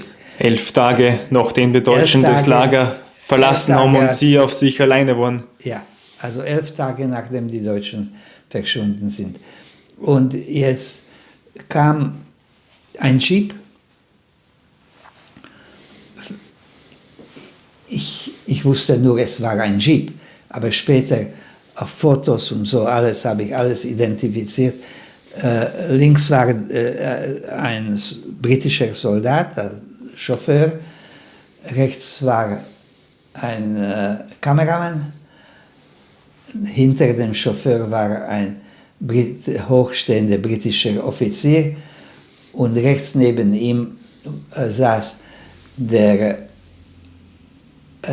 SS mit abgetrennten Zeichen, also wurde verhaftet, wir hatten auch gespürt und der hat ihm gezeigt, wie soll er durchs Lager fahren. Und das Lager ist selbstverständlich enorm groß, aber wir kannten nur unseren kleinen Bereich. Und wir alle haben geschrien, wir sind frei, wir sind befreit. Und es dauerte weniger als eine halbe Stunde und die kamen wieder vorbei auf der anderen Seite und weg waren wir. Und es war eine enorme Enttäuschung. Das war die Befreiung, das war die Befreiung. Und die haben gesagt, Essen kommt, Essen kommt. Und tatsächlich Essen hat man praktisch sofort, vielleicht sogar am gleichen Tag oder Teil gebracht, aber kein Wasser. Darauf waren die Briten nicht vorbereitet. Die haben gemeint, Wasser ist vorhanden. In allen Lagern war Wasser vorhanden, mindestens meine ich. Aber hier war nichts und wir waren noch mehr apathisch und noch mehr unglücklich. Und es dauerte bis zum 17. April. Da kamen riesengroße Zisternenwagen hinein. Ich erinnere mich immer, wenn ich sehe, bei einem Brand, wie man ausrollt, diese Hosen oder wie man das nennt. Aber diese waren clever irgendwie. Dort waren schon angebracht auch Wasserhähne und so. Und dann mit großem Druck, und die haben aufgestellt auf solche Ständer und auf einmal war genügend Wasser. Aber nicht so genügend, dass alle ab ersten Minuten es hatten. Aber nach Viertelstunde schon. Aber meine Mutter wollte in erster Minute haben etwas. Und es ist ihr gelungen. Und das war der erste Schluck Wasser am 17. April. Und nachdem war schon genügend Wasser überall. Weil am 15. April sagt man zwar, ist befreit geworden, aber das war eben nur diese halbe Stunde vielleicht, wo dieser Jeep rumgefahren ist, diese Aufnahmen gemacht haben, was man eben heute jetzt oder jetzt auch im Film dann sehen wird. Und dann aber erst 2 Tage später eben ist dann wirklich gewesen, wo dann einmal der Durst zumindest einmal und dann wirklich so befreit gewesen so, sind. Das heißt 17. April. Aber da waren noch Zehntausende Menschen drin. Essen und Trinken haben alle bekommen, Konserven sowieso.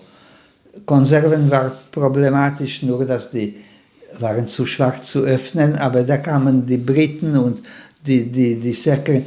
Für Essen war kein Problem mehr, fast umgekehrt. Einige haben sich zu viel genommen und einige sind umgekommen mit dem. Aber Wasser war kein Problem, Essen war kein Problem, aber Sterben ging weiter. Sterben ging weiter. Viele haben es nicht geschafft und das Sterben ging weiter. Inzwischen, die Briten, wir wussten von nichts, was draußen passiert, aber später haben wir erfahren, dass die fieberhaft haben aufgebaut Lazarett in ehemaligen SS-Ausbildungskampf, ungefähr 1,6 Kilometer vom Hauptlager. Niemand konnte zu Fuß hin, war auch nicht erlaubt, konnte nicht. Und jetzt, das war das Einzige, wo wir, Mamas mit Kindern, Vorrang hatten, dass man hat uns als Erste gebracht in diesen Waschraum und dann in Lazarett. So kamen Ambulanzen direkt an die Baracke. Die Häftlinge haben sich ausgezogen, die Lumpen dort gelassen und wurden in weißen Laken gewickelt und auf Barren gestellt und in Ambulanzwagen geschoben. Wenn 6 da waren, die Ambulanzwagen ist abgefahren und dann weitere und weitere und weitere und weitere und weitere. Es war gut organisiert und wir wurden gebracht in die Lazarett, aber eingewickelt in weiße Laken, aber diese weißen Laken waren dann sofort auch dreckig, weil wir waren dreckig und voll Insekten und so. So dann hat man uns auf Stühle getan, der dort sitzen konnte, und die wurden besprüht mit DDT. Den Frauen wurde nicht Haar abgenommen oder geschoren. Das war die Entscheidung ganz am Anfang, weil diese Frauen, da man hat gesagt und ist so, die haben so gelitten durch diese Zeit, dass noch jetzt denen anzutun, dass man ein Haar, wäre eigentlich viel besser gewesen, aber die Entscheidung war so. Und alle wurden gewaschen und jetzt waren die sauber, es war mit warmem Wasser und jetzt wurden die eingewickelt, jetzt endlich mit wirklich weißen, sauberen Laken und auf Bett gelegt. Wir waren dadurch gerettet. Und wir hatten den Vorrang. So, wann war das? Ich habe gefragt und es gibt keine, über diese Tage ist nicht klar, aber es ist sehr wahrscheinlich, dass es war am 20. oder 21. April. Für uns, für weitere, es dauerte länger und dann die wurden auch langsam in weitere Baracken gebracht, ohne Lazarett, weil Lazarett war nur für die schlimmsten Fälle, aber langsam Lager hat sich geleert. Wir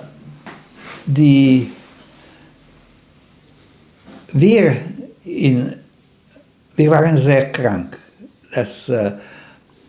Vorher waren wir nur Häftlinge, die kein Essen hatten, Durst hatten, aber jetzt effektiv, wir waren krank, wir hatten Fieber, wir haben bekommen, die haben uns versucht aufzupäppeln, das Sterben ging weiter. Und da kamen mehrere und mehrere in die Baracken und die haben überall aufgestellt schwarze Tafel, ungefähr so groß wie das Bild dort. Und jeden Morgen war dort ein Zeichen, wie viele Leute noch gestorben sind. Und es dauerte bis zu 6. Juni. Also da ist immer weniger und weniger gestorben, aber am 6. Juni war ein Zeichen, heute ist niemand gestorben. Und das ist sozusagen Tag Null von Überleben. In der Zwischenzeit ist dann auch Bergen-Belsen abgebrannt. Jetzt komme ich darauf zurück. So, wir waren noch im Lazarett, als wir gehört haben, dass ist geplant, das alte Lager abzubrennen. Heute, nach heutigen historischen Vorschriften, würden die es nicht abbrennen, aber es war, und es gibt auch viel Kritik, aber das war einzige Richtige, weil das war so enorm verseucht, dass die einzige Lösung war, das abzubrennen. Und zwar feierlich, da hat man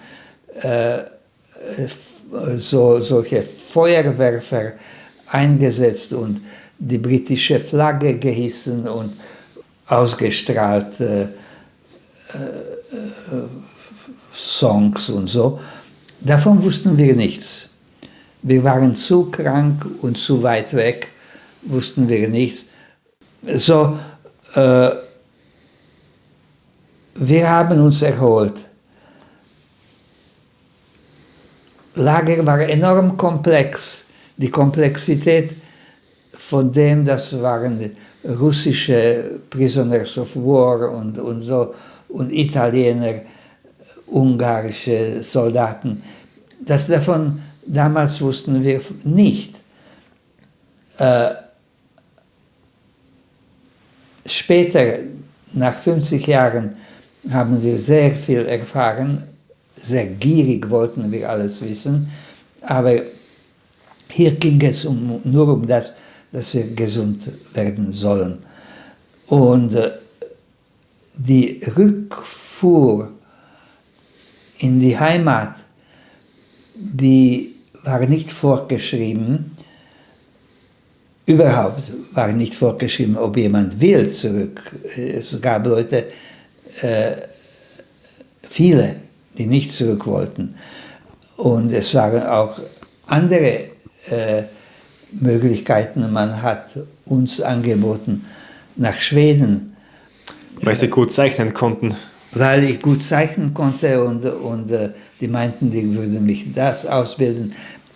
Hier, hat meine Mutter ein bisschen übertrieben, aber jedenfalls, Sie können sich vorstellen, unabhängig von Talent, die Zeichnungen, jede Soldatin wollte eine Zeichnung von einem Kind, was ist besser als das mitzunehmen. So, ich habe gezeichnet ständig Sachen und wurde ständig gelobt, wie talentiert ich bin und so.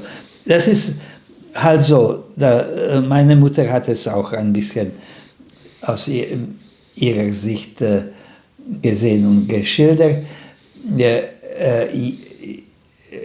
Ich war zu dem Zeitpunkt, ich habe mich gut erholt und viel besser als die Erwachsenen. Ich war dünn, aber ich konnte schon rennen, ich habe relativ gut gegessen, obwohl später war große Appetitlosigkeit, aber es war alles positiv. Meine Mutter hat sich ständig erkundigt über Palko und über Ungarn wussten wir überhaupt nicht. Und wahrscheinlich, sie hat schon damals verstanden, dass Palko ist tot, aber sie hat es mir nicht gesagt und als ich gefragt habe, wann sehen wir Palko, dann sie seufzte nur und hat gesagt, bald, vielleicht. Also, dann hat sich meine Mutter gemeldet und hat gesagt, also wenn Sie jetzt demnächst zusammenstellen, eine Gruppe, die zurückgeht, dann wir möchten auch dabei sein. Und tatsächlich, wir fuhren dann durch zerstörte Deutschland. Und die Zerstörung war so enorm. Die Züge fuhren sehr langsam, weil die Gleise waren nicht komplett renoviert und erneuert. Und wir schauten links und rechts und überall Zerstörung und auch Frauen, die haben etwas die Ziegel geputzt und so. Und es ist nicht sehr edel, aber es ist so, dass wir haben gejubelt, als wir gesehen haben, die enorme Zerstörung, die in Deutschland war. Ich wusste nichts von Goebbels und Göring und Hitler, aber dann jemand hat gesagt, der Goebbels hat immer geschrien, wollt ihr den totalen Krieg? Ja, wir wollen, haben die Menschen geschrien. Und dann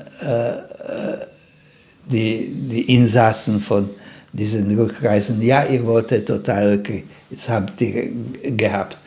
Und dann kamen wir an die tschechische Grenze, nach Pilsen, nach Prag, nach Bratislava und nach Prešov. Wir stiegen aus dem Zug und wir haben gesehen, was alles da ist und haben einige begrüßt. Und das Offensichtliche, was mir passierte, war, dass ich nicht mehr die Deutschen gehasst. Dass diese Rückkehr und die enorme Zerstörung und diese Wut auf die Deutschen hat so eine Katharsis ausgewirkt, dass ich fühlte, ich brauche nicht mehr die Deutschen mehr zu hassen. Und eigentlich das blieb bis heute so, dass weder die Deutschen noch anderen oder andere Ethnien oder andere Rasse ist nicht so, dass ich jemanden hasse. Aber da waren es trotzdem erst 8 Jahre, wie Sie dann zurückgekommen sind. 8 Jahre und ein paar Monate. Ja. Es waren keine jüdischen Kinder da. Es war niemand für mich da. Aber ich war schon gut erholt. Und ich habe mich angemeldet zu Pfadfindern. Das nannte man Scouting dort. Und dort habe ich viele Freunde gefunden. Und irgendwie, und meine Mutter gönnte es mir, weil sie hat gesehen, dass ich bin sonst alleine. Und ich war ein guter Pfadfinder, der alles mitgemacht hatte und so. Und dann kam der 2. September 1900. Nee, das ist ganz lieb. Was hat es damit auf sich? 2. September 1945. Da war versammelt die Klasse, mehrere Klassen zusammen. Meine Mutter hat mich zur Schule begleitet oder nicht, wahrscheinlich schon. Dann ging sie nach Hause und ich stand dort vor der Klasse. Und der Lehrer, der Direktor, hat gesagt, ja, wir haben jetzt hier Ivan, er war mehrere Jahre nicht mit uns, hat nicht gesagt, er war in KZ, für die Kinder wäre es fast möglicherweise nicht verständlich, aber er war nicht mit uns und jetzt müssen wir entscheiden, wohin tun wir ihn, in welche Klasse.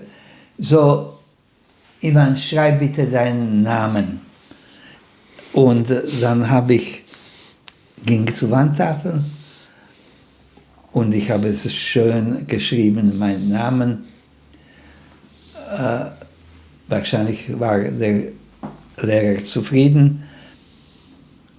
Und wie viel ist 15 und 7 oder etwas anderes? Dann habe ich 15, 7 unterstrichen, 22. Du gehst in die 3. Klasse.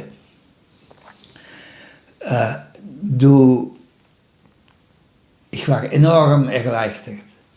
Für mich war das ein enormer Erfolgserlebnis. Du kannst die Kreide ablegen. Das habe ich nicht getan. Kreide habe ich behalten. Und dann war Ende, ich konnte es kaum erwarten. Und ich ging nach Hause und meine Mutter fragte, wie war es? Und ich habe gesagt, wunderbar, ich gehe direkt in die 3. Klasse.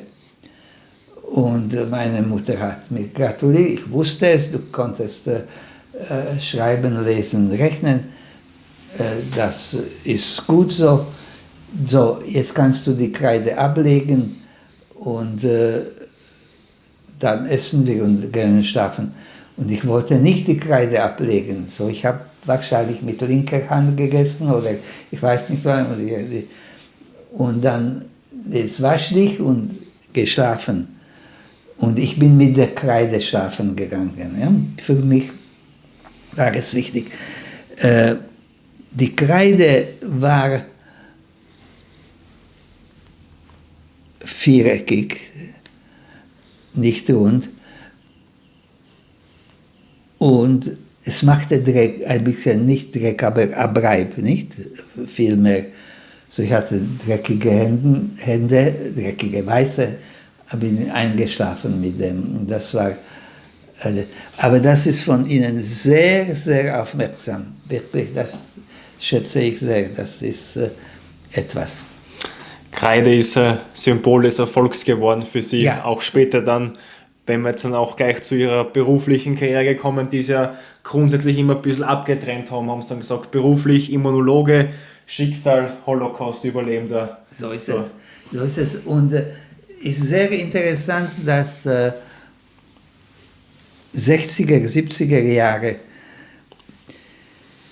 vor dem Computer, vor iPad, vor Smartphone, in jedem Labor, also in der Klasse, in der Schule, Wandtafel war ein enorm, aber auch in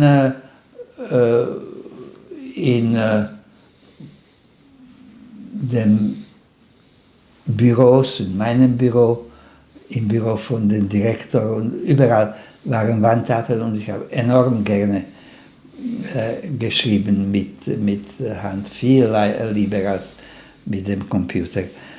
So, das war jetzt 45. September, bis eingeschult geworden sind, aber da haben Sie immer noch nicht gewusst, was ist mit dem Bruder passiert, was ist mit dem Vater passiert. Keiner von der Familie ist da. Alle haben gefragt von anderen, ich suche Mann, ich suche Frau, ich suche Kind, aber nach Ihnen hat keiner gefragt. Ja, ja eben. Aber nicht nur das, es war, also für uns war es selbstverständlich schlimm. Und ich muss sagen, dass jetzt wird es schwierig, weil die Jahre in Preschow bis 1949 waren für mich eigentlich gut. Ich habe sehr wenig verstanden, wie groß die Schuld der Bevölkerung war für das, was geschehen ist. Selbstverständlich, es waren die Deutschen, die das verursacht haben, aber die Komplizenschaft in Slowakei war enorm. Und jetzt, das werden wir hier auch in diesem Interview nicht lösen, sondern nur ein paar Bemerkungen. die Leute, die arisiert haben, eine Fabrik oder eine Zahnarztpraxis oder so, die waren in diesem Zeitpunkt von 1939 oder knapp 40 bis zu 1945 und Monate danach, die waren noch die Herren, die haben es gehabt. Und jetzt, die haben kapiert, jetzt Krieg ist verloren, wir werden das, worauf wir uns gewöhnt haben, wir haben nicht gesagt, was wir gestohlen haben, worauf wir uns gewöhnt haben, das werden wir jetzt abgeben müssen. Wir mussten nicht viele abgeben, weil größtenteils die Leute kamen nicht zurück. Aber die Atmosphäre war so. So, wenn meine Mutter ging auf die Straße, dann einige Leute kamen zu ihr. Frau Lefkowitz, das, was Sie bei uns deponiert haben, wir haben nichts, alles wurde uns genommen. Die Russen und die Deutschen haben es genommen. Waren auch andere, die haben gesagt, Frau Lefkowitz, die goldene Omega-Uhr, die Ihr Mann bei uns deponiert hat, das haben wir, das bringen wir Ihnen. So, es waren solche und solche. Es gab einen Herrn, der wurde später mein Stiefvater, der studierte Chemie in Prag und blieb unverheiratet. Und die haben sich er hieß Herr Sommer, Gabriel Sommer, und die haben sich getroffen in Karlsbad. Und meine Mutter hat und sie kannten sich seit 20er Jahren, als die studiert haben. Meine Mutter hat Pharmazie und Chemie. Meine Mutter war schon verlobt mit meinem Vater, so ging zurück nach Breslau, hat geheiratet und alles ging den Weg, den ich beschrieben habe. Und der Gabriel Sommer blieb unverheiratet. Und er hat dann im Februar 1949 meine Mutter geheiratet. Er hatte eine Wohnung in Prag, so wir konnten Slowakei aufgeben und gingen nach Prag. Ich habe mich mit Gabriel Sommer gut verstanden, dass ein Anhaltspunkt ist, dass er war Chemiker, Chemie studiert und ich habe dann auch Chemie studiert, so es war ein Einfluss, der mindestens zeigt eine Kompatibilität. Ich glaube, meine Mutter hat meinen Stiefvater aus Liebe geheiratet, aber tatsächlich auch deswegen, weil sie wollte mir eine Familie bieten und sie wusste, dass eine alleinstehende Mutter zu damaligen Zeiten hätte es nach all dem, was passierte, nicht leicht gehabt. So, das war gut. Und jetzt war ich in Prag. Ich komme noch auf Prešov zurück kurz, aber waren wir in Prag und dann langsam, erst dann in Prag habe ich erfahren mit diesen 500 Reichsmark, dann habe ich gesehen, dass der Anzahl der Leute, die mit Regime zusammengearbeitet hat, war in Slowakei wesentlich größer. Und jetzt habe ich auf einmal gesehen den Unterschied zwischen Tschechien und Slowakei. Wobei, ich sage es jetzt, obwohl ich es hätte sagen sollen vor einer Stunde, dass die den 15. März und 14. März 1939. 15. März war Tschechien besetzt. Ein Tag früher, Slowakei hat sich selbstständig erklärt. Aus Hitlers Gnaden. Die hätten nicht viel, aber die haben es abgemacht. Und jetzt, die Bevölkerung blieb so wie vorher, aber immerhin, meiner Meinung nach, nicht alle teilen es, die Tschechen sind formell genommen Opfer, weil Hitler hat sie überfallen.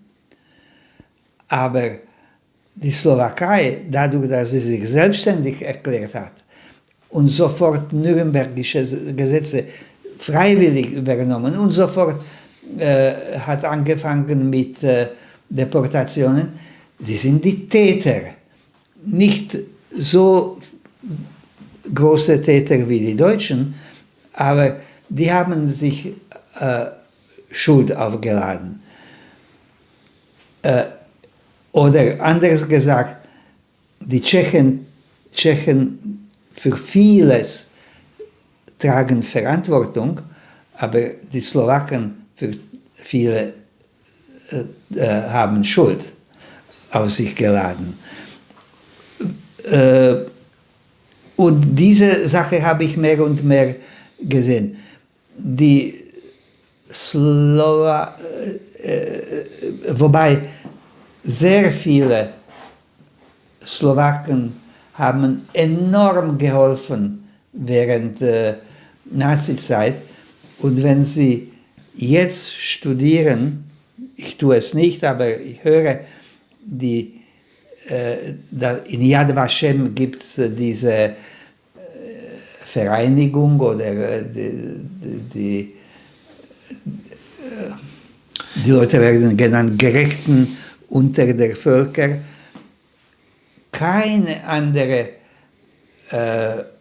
Nation hat so viele Gerechte unter Völker wie die Slowakei. Das heißt, es gab sehr, sehr viele Leute, die die Leute versteckt haben, die geholfen haben, die Essen gebracht haben. Also man muss das auch sehen. Aber so oder so, für mich war es ein Glücksfall, dass ich nach Prag ging, weil dort konnte ich mich entfalten und ich war sozusagen gerettet. Da haben sie studiert, hat die Frau dann kennengelernt, nachher dann, Ja. und dann grundsätzlich einmal den Holocaust einmal zur Seite geschoben, dass sie sich beruflich weiterentwickeln können. Ja. Also 1949 Prag, ich war ein guter Schüler und ich wollte unbedingt Chemie studieren. Ich hatte Background von meiner Mutter, Pharmazeutin, mein Stiefvater. Und 1956 habe ich angefangen, Chemie zu studieren. Auf der Uni im vorletzten Jahr habe ich meine zukünftige Frau kennengelernt, mit der ich jetzt schon 64 Jahre zusammen bin. 1962 haben wir geheiratet und 1963 ist unser Sohn Michael geboren und dort habe ich Chemie fertig studiert.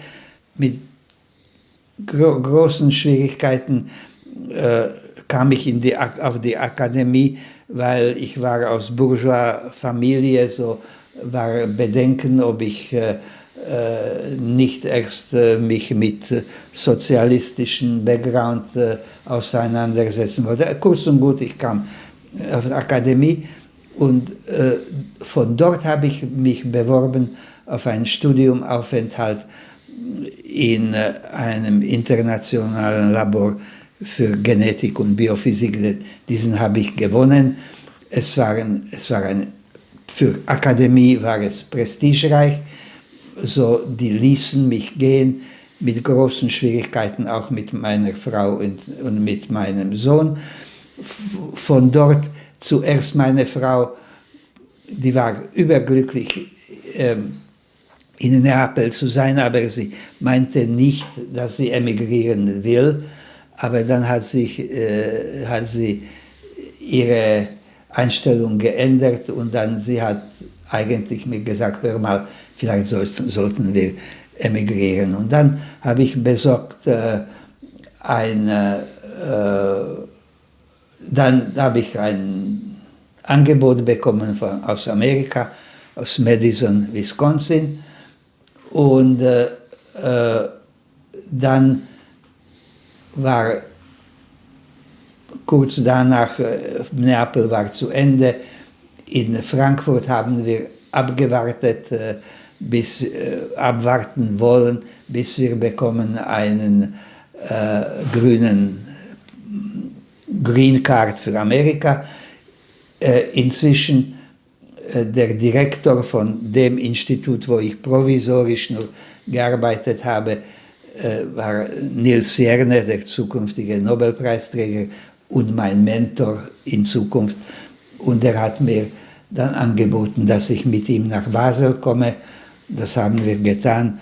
Und ab 1969 war Basel. Ich habe nie Holocaust verdrängt als Holocaust, aber ich habe ihn sicher beiseite geschoben, weil ich wollte nicht, dass meine Karriere ist mitgezeichnet mit meiner Vergangenheit und deswegen auch bei einem oder mehreren Interviews habe ich gesagt, als Beruf bin ich Immunologe und als Schicksal bin ich ein Holocaust-Überlebender, aber vollständig dem Holocaust konnte ich mich widmen, erst nach Abschluss meiner Karriere als Wissenschaftler. Ich mache jetzt einen riesengroßen Sprung, und zwar meine Mutter hat ihre Memoiren geschrieben, die mit dem Zitat von ihrer Schwester ihr seid auch hier in dieser Hölle. Sie hat ihre Memoiren fertig geschrieben und sie hat schöne Bilder ausgewählt. Und dann habe ich gesagt, Mutti, das geht nicht. Da sind lauter schöne Bilder, alle du, mein Vater, Palko, ich, diese Verwandte, alle lächeln schön, alle sind glücklich. Das passt doch nicht zu dem. Und sie sagte, ja, aber ich habe nichts anderes, ich habe keine von denen. Und da war ich schon ziemlich gut verbunden mit Wissenschaftlern aus England, und einer von denen hieß Peter Lachmann, Sir Peter Lachmann, und er hat gesagt, Ivan, ich werde dich vorstellen im Imperial War Museum in London, weil dadurch, dass die Engländer haben einen einzigen Lager befreit, und das war Bergen-Belsen. Franzosen haben etwas, Amerikaner, Russen, aber die Engländer haben das. Und der Zufall wollte es, dass, wenn man es ein bisschen zynisch sagt, es war das interessanteste Lager, weil war eben so viel Elend. Das ist eben der Zynismus, was ich jetzt gesagt habe. Und so, er hat mich dann vorgestellt bei Imperial War Museum. Und das war zu dem Zeitpunkt, wo Interesse war geringer und man hat mir eigentlich den roten Teppich ausgebreitet, hat gesagt, was immer Sie wollen, Sie können es sehen. Und das, was ich sehen wollte, ich habe gesagt, ja, hören Sie, am Tag Null und so fuhr hinein, der Jeep hat Filme gemacht. Ich möchte diese Filme sehen. Ja, okay, das können Sie. Und die haben mich in eine Kabine gebracht, also eine Kabine freigemacht und dort diese riesengroße Spulen von Filmen reingetan. Das hatte einen Zähler, so und ich konnte es stoppen, wann ich mehr wollte. Und das mit Kaltlicht, weil wenn man es laufen lässt, das ist mit einem heißen Licht beleuchtet, Bruchteile kurze Zeit und so, das schadet dem Film nicht, aber wenn Sie es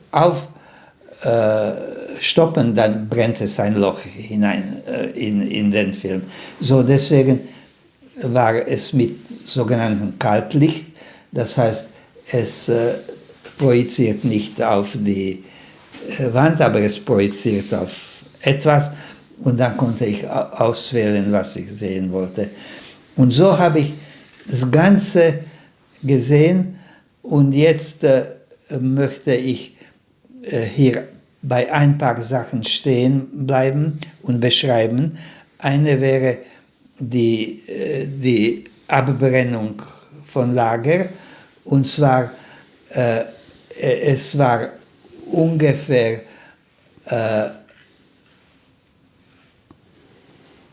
sagen wir erste Tage Mai, wo man hat größtenteils des Lagers schon geleert.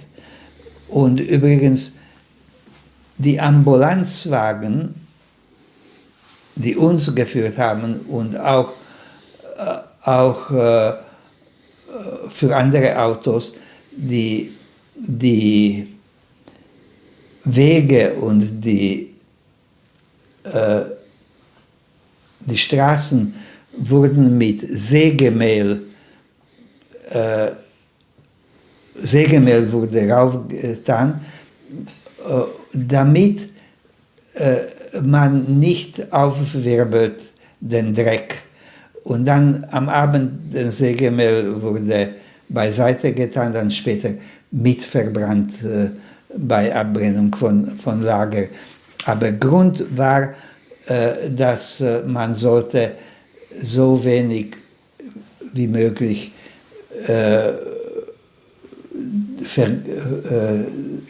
kontaminierte Luft in die Leiter.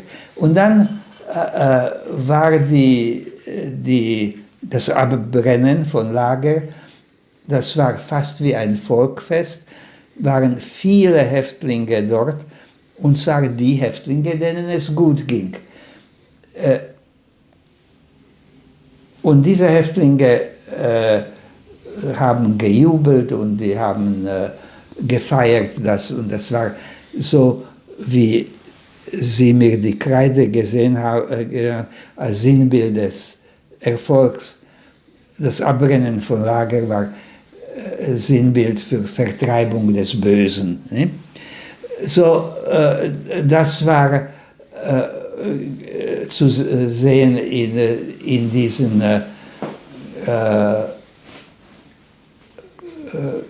in diesem Film. Und ich habe alles, was mir angeboten haben geschaut. Ich habe geschaut auch, ob ich finde meine eigenen Zeichnungen. Das habe ich nicht gefunden. Ich hätte viele von denen möglicherweise nicht erkannt, aber alle waren schön. Die Sammlung war interessant, dass die es aufgesammelt haben, einen Stoß, die waren gezeichnet mit Vornamen. Und da habe ich Ivan gesucht, nicht gefunden. So, wir wohnten in einem guten Hotel. Meine Frau hatte frei an dem Tag und am Abend kam ich zurück ins Hotel und sie hat gesagt, wie war es? Und ich habe gesagt, es war sehr, sehr interessant und sie sagt, also ist fertig, morgen dann reisen wir zurück in die Schweiz. Übrigens, es war 1993, noch vor dem 50. Jahrestag von Befreiung. Und dann war fertig. Nein, das war so interessant, morgen schaue ich weiter. Und ich war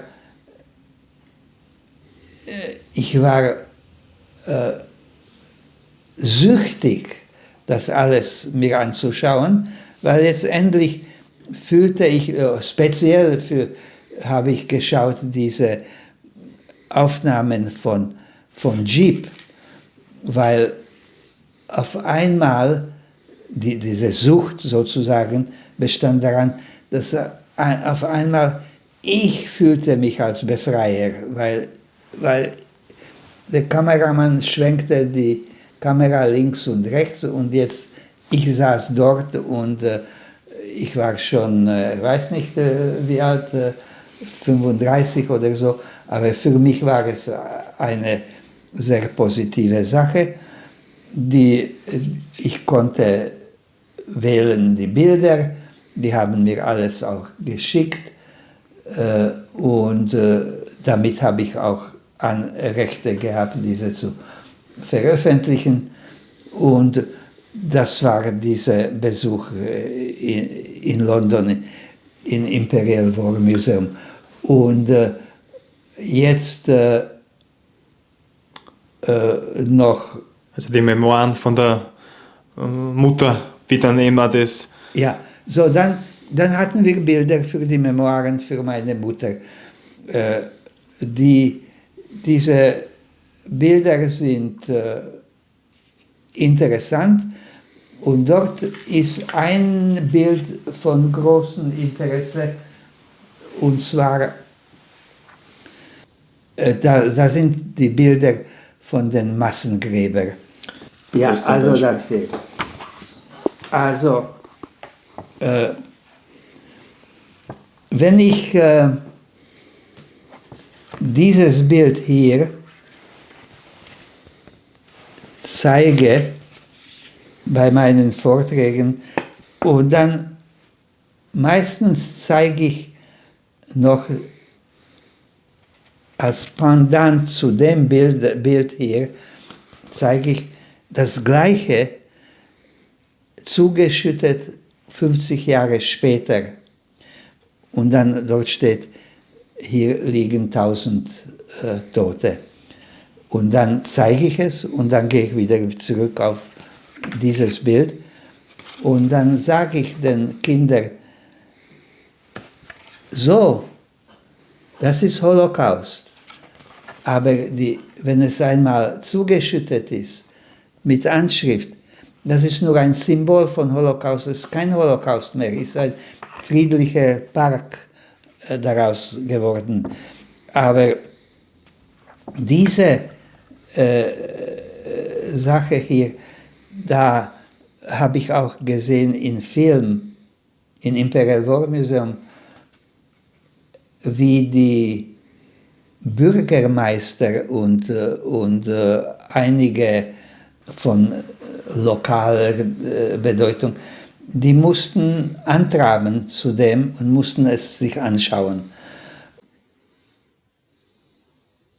Und einige wenige haben Tränen in den Augen, aber viele andere waren abgehärtet und war es ihnen vollkommen egal. Das waren diese Trauer. Aber hier kommt eine Bemerkung, die für mich persönlich ist sehr wichtig, dass vor unserer Baracke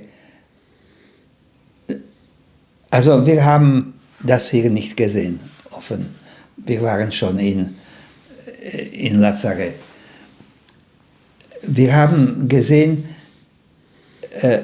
den Lastwagen, der vor unserer Baracke rückwärts gefahren ist. Die haben ein Mikrofon dort aufgestellt und die 2 SS haben die Leichen dort auch getragen. Die Briten waren ausgesprochen pingelig und pünktlich, dass kein SS dürfte auf einen Toten treten oder so. Wir haben gesagt, das haben sie vorher machen können, nicht mehr. Und dann, die haben dort, ich weiß nicht wie viel, 50 Leichen auf Lastwagen getan und weggeschoben in Richtung Massengrab. Die haben nicht gestartet, damit die nicht aufwirbeln Dreck, und wurden weggeschoben. Und dann haben wir gehört, aber nicht mehr gesehen, dass das hier, was ich jetzt beschrieben habe, das geht zu langsam vorwärts. Und die Epidemie weitet sich aus und die Anzahl von Leichen, die man dort befördert, auf diese Weise ist ungenügend. So, dann musste man einen Bulldozer holen, der hatte die Leichen weggeschoben.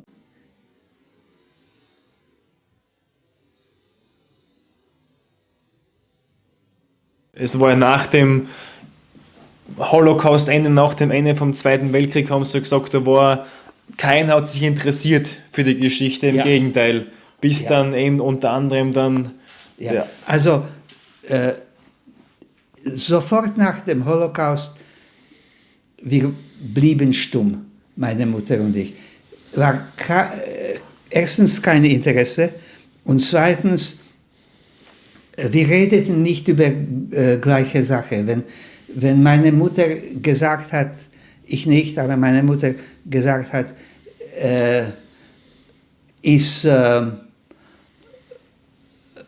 wir hatten nichts zum Essen, dann die haben abgewunken, ja, das kennen wir, wir haben auch Fleisch nur einmal in der Woche gehabt oder irgendwie sowas. So. Es war nicht abschätzig, aber war klar, dass die es nicht verstehen. Sofort nach dem Krieg,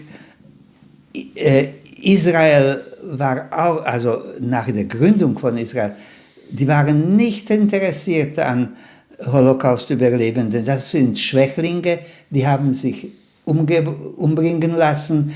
Solche Leute interessieren uns nicht.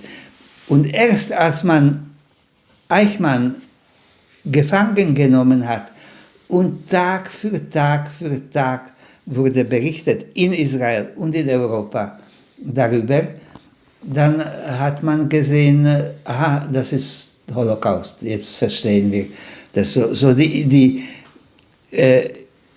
War ein Desinteresse, dann war Interesse und jetzt Israel mit Yad Vashem und dann macht daraus eine historische Basis, die es vielleicht verdient, aber ich möchte nicht Bestandteil von großen Sachen. Ich persönlich sage, ich kann nicht, mein Vortrag ist nicht über Holocaust, ist ein Mosaikstein des Holocaust. Es ist ein bisschen erweitert bei offenem Grab von dem und ich spreche nicht in Namen von den 6 Millionen, ich spreche statt diesen Leuten, die sonst zu Wort hätten kommen sollen, aber kommen nicht mehr. Das ist die Sache. Jetzt, Punkt. Und jetzt Palko und wer umgekommen ist. In Bergen-Belsen auf einem Jahrestag kam zu mir ein Herr Dr. Strebel. Wir hatten hier die Namentags und Herr Lefkowitz, meine Dissertation war über Ravensbrück und ich weiß etwas über Ihren Bruder. Sind Sie interessiert zu erfahren? Ja, aber es ist drastisch. Ja, dann habe ich, hat er erzählt, so die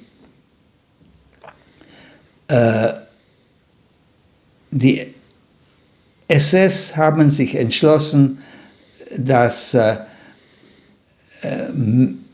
die Männer, die zu schwach waren für einen Fußmarsch und wären sowieso dann umgebracht, wir werden sie jetzt hier umbringen.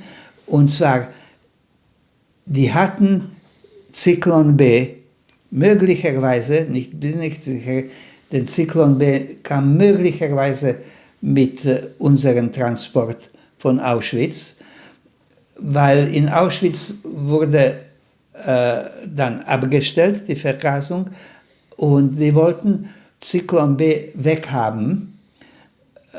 Für Verwendung oder Nichtverwendung, das ist eine andere Sache, aber so jedenfalls Zyklon B war in Ravensbrück und die haben eine Baracke rundherum abgedichtet. Die Häftlinge haben selbst abgedichtet, die später dort umgebracht wurden. Und dann so und so viele, ich wusste es, aber ich weiß es nicht mehr, hineingepeitscht, zugemacht und Zyklon B reingeworfen und diese Leute umgebracht. Und unter diesem war Palko.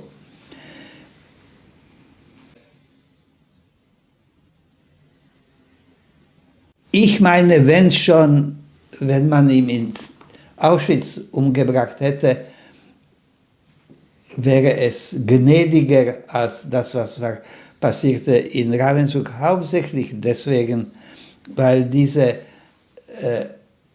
Abdichten waren nicht vollständig.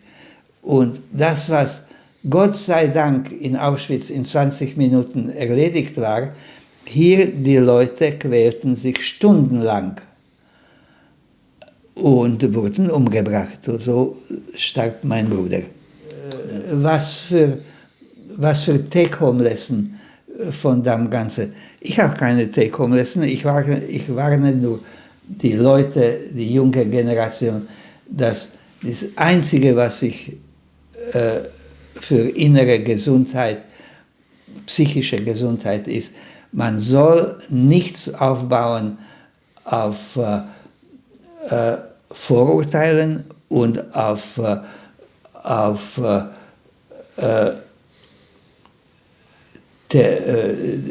Verschwörungstheorien.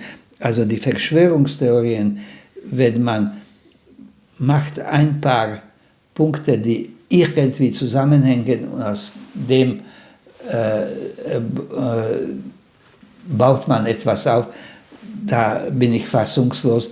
Zum Beispiel alle diese Vorwürfe, dass die Pharmaindustrien haben sich zusammengetan und die haben selbst entwickelt die Covid-Epidemie und damit die wollten die Menschheit vernichten. Und selbstverständlich die Juden stecken hinter allen den. So diese Sachen, wenn man damit anfängt, dass man den Verschwörungstheorien nicht traut und man gesunden Verstand verwendet, sind wir ein Stück weiter. Ungefähr das ist. Also ich kann nur Danke sagen, dass Sie uns das heute so eindrucksvoll erzählt haben. Ich glaube jetzt fast 3 Stunden mittlerweile, also 2,5 Stunden sind sicher, bis 3 Stunden jetzt da, als einer der allerletzten Holocaust-Überlebenden.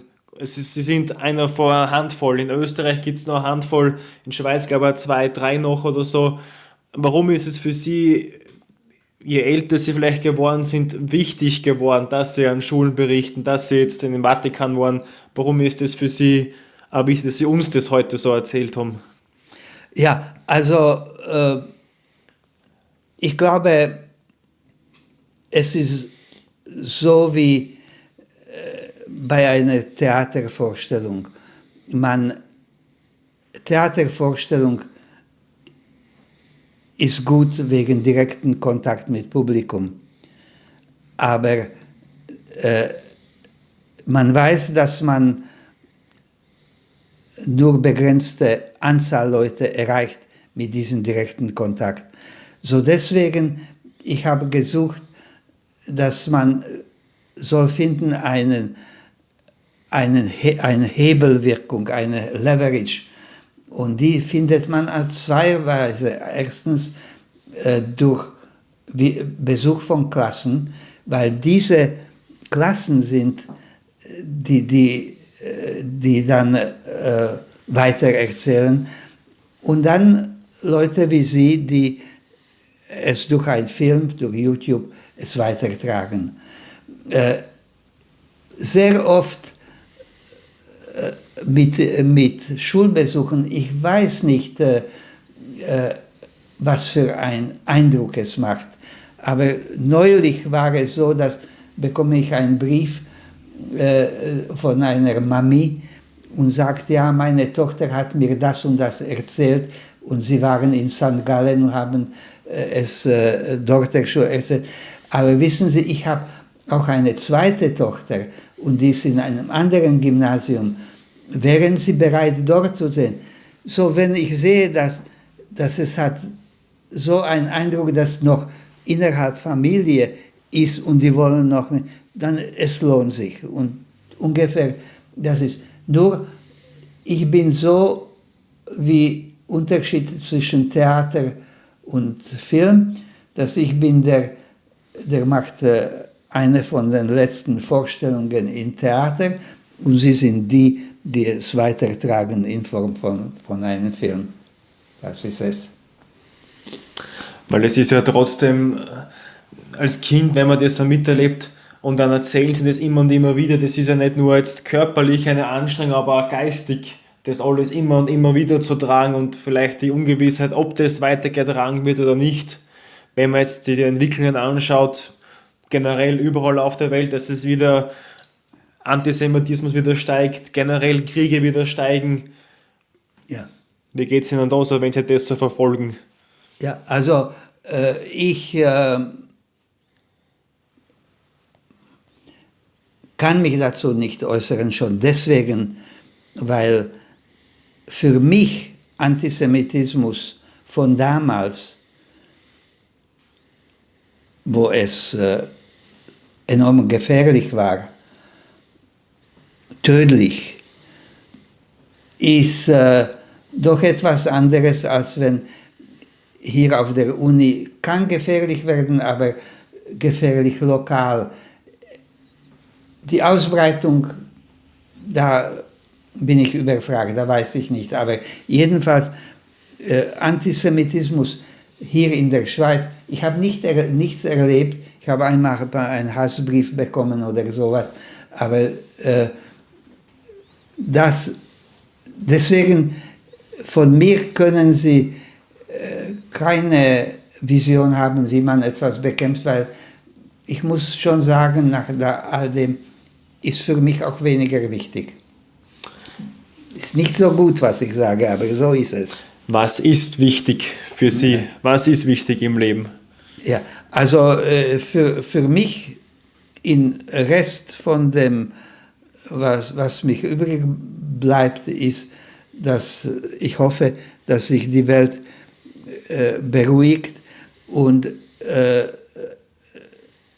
ich hoffe, dass wir sind nicht in einem Zustand, wo jetzt dieser Krieg, der vielleicht beendet wird, aber anderswo aufflammt und anderswo aufflammt. Manchmal habe ich so ein Gefühl wie ein Brand, wo man mit Sicherheit weiß, dass alles gelöscht, dass der Brand gelöscht ist und dann sticht eine Flamme vor und es geht weiter. So, ich hoffe, dass es nicht so will und wenn ich dazu beitragen kann, dann tue ich es. Was ist der Sinn im Leben?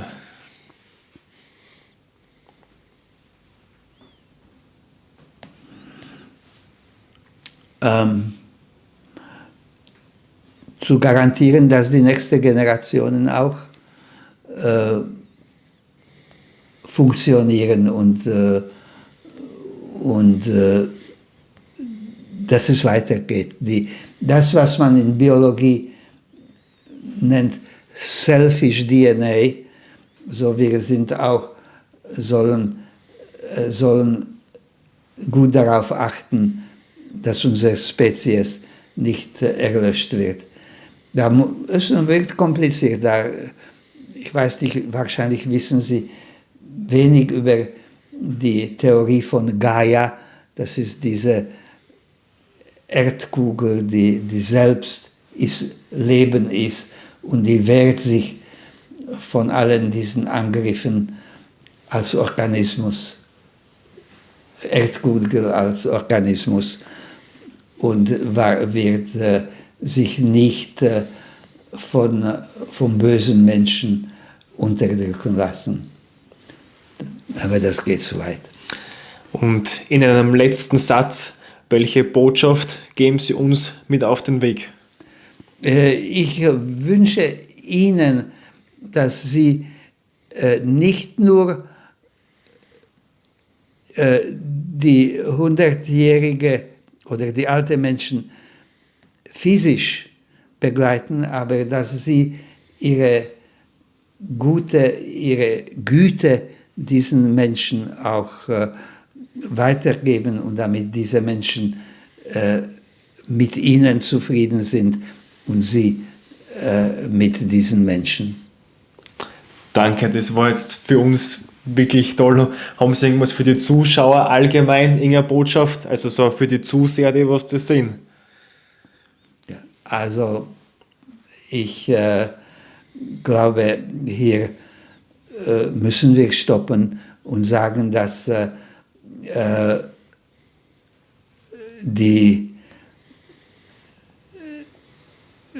so wie dieser Holocaust eine einzigartige, nicht mehr wiederholbare Sache ist, sollen wir das weitertragen, weil es wird nicht wiederholt werden, nur dann, wenn wir darüber sprechen. So wie Sie heute für uns alle gesprochen haben. Ja.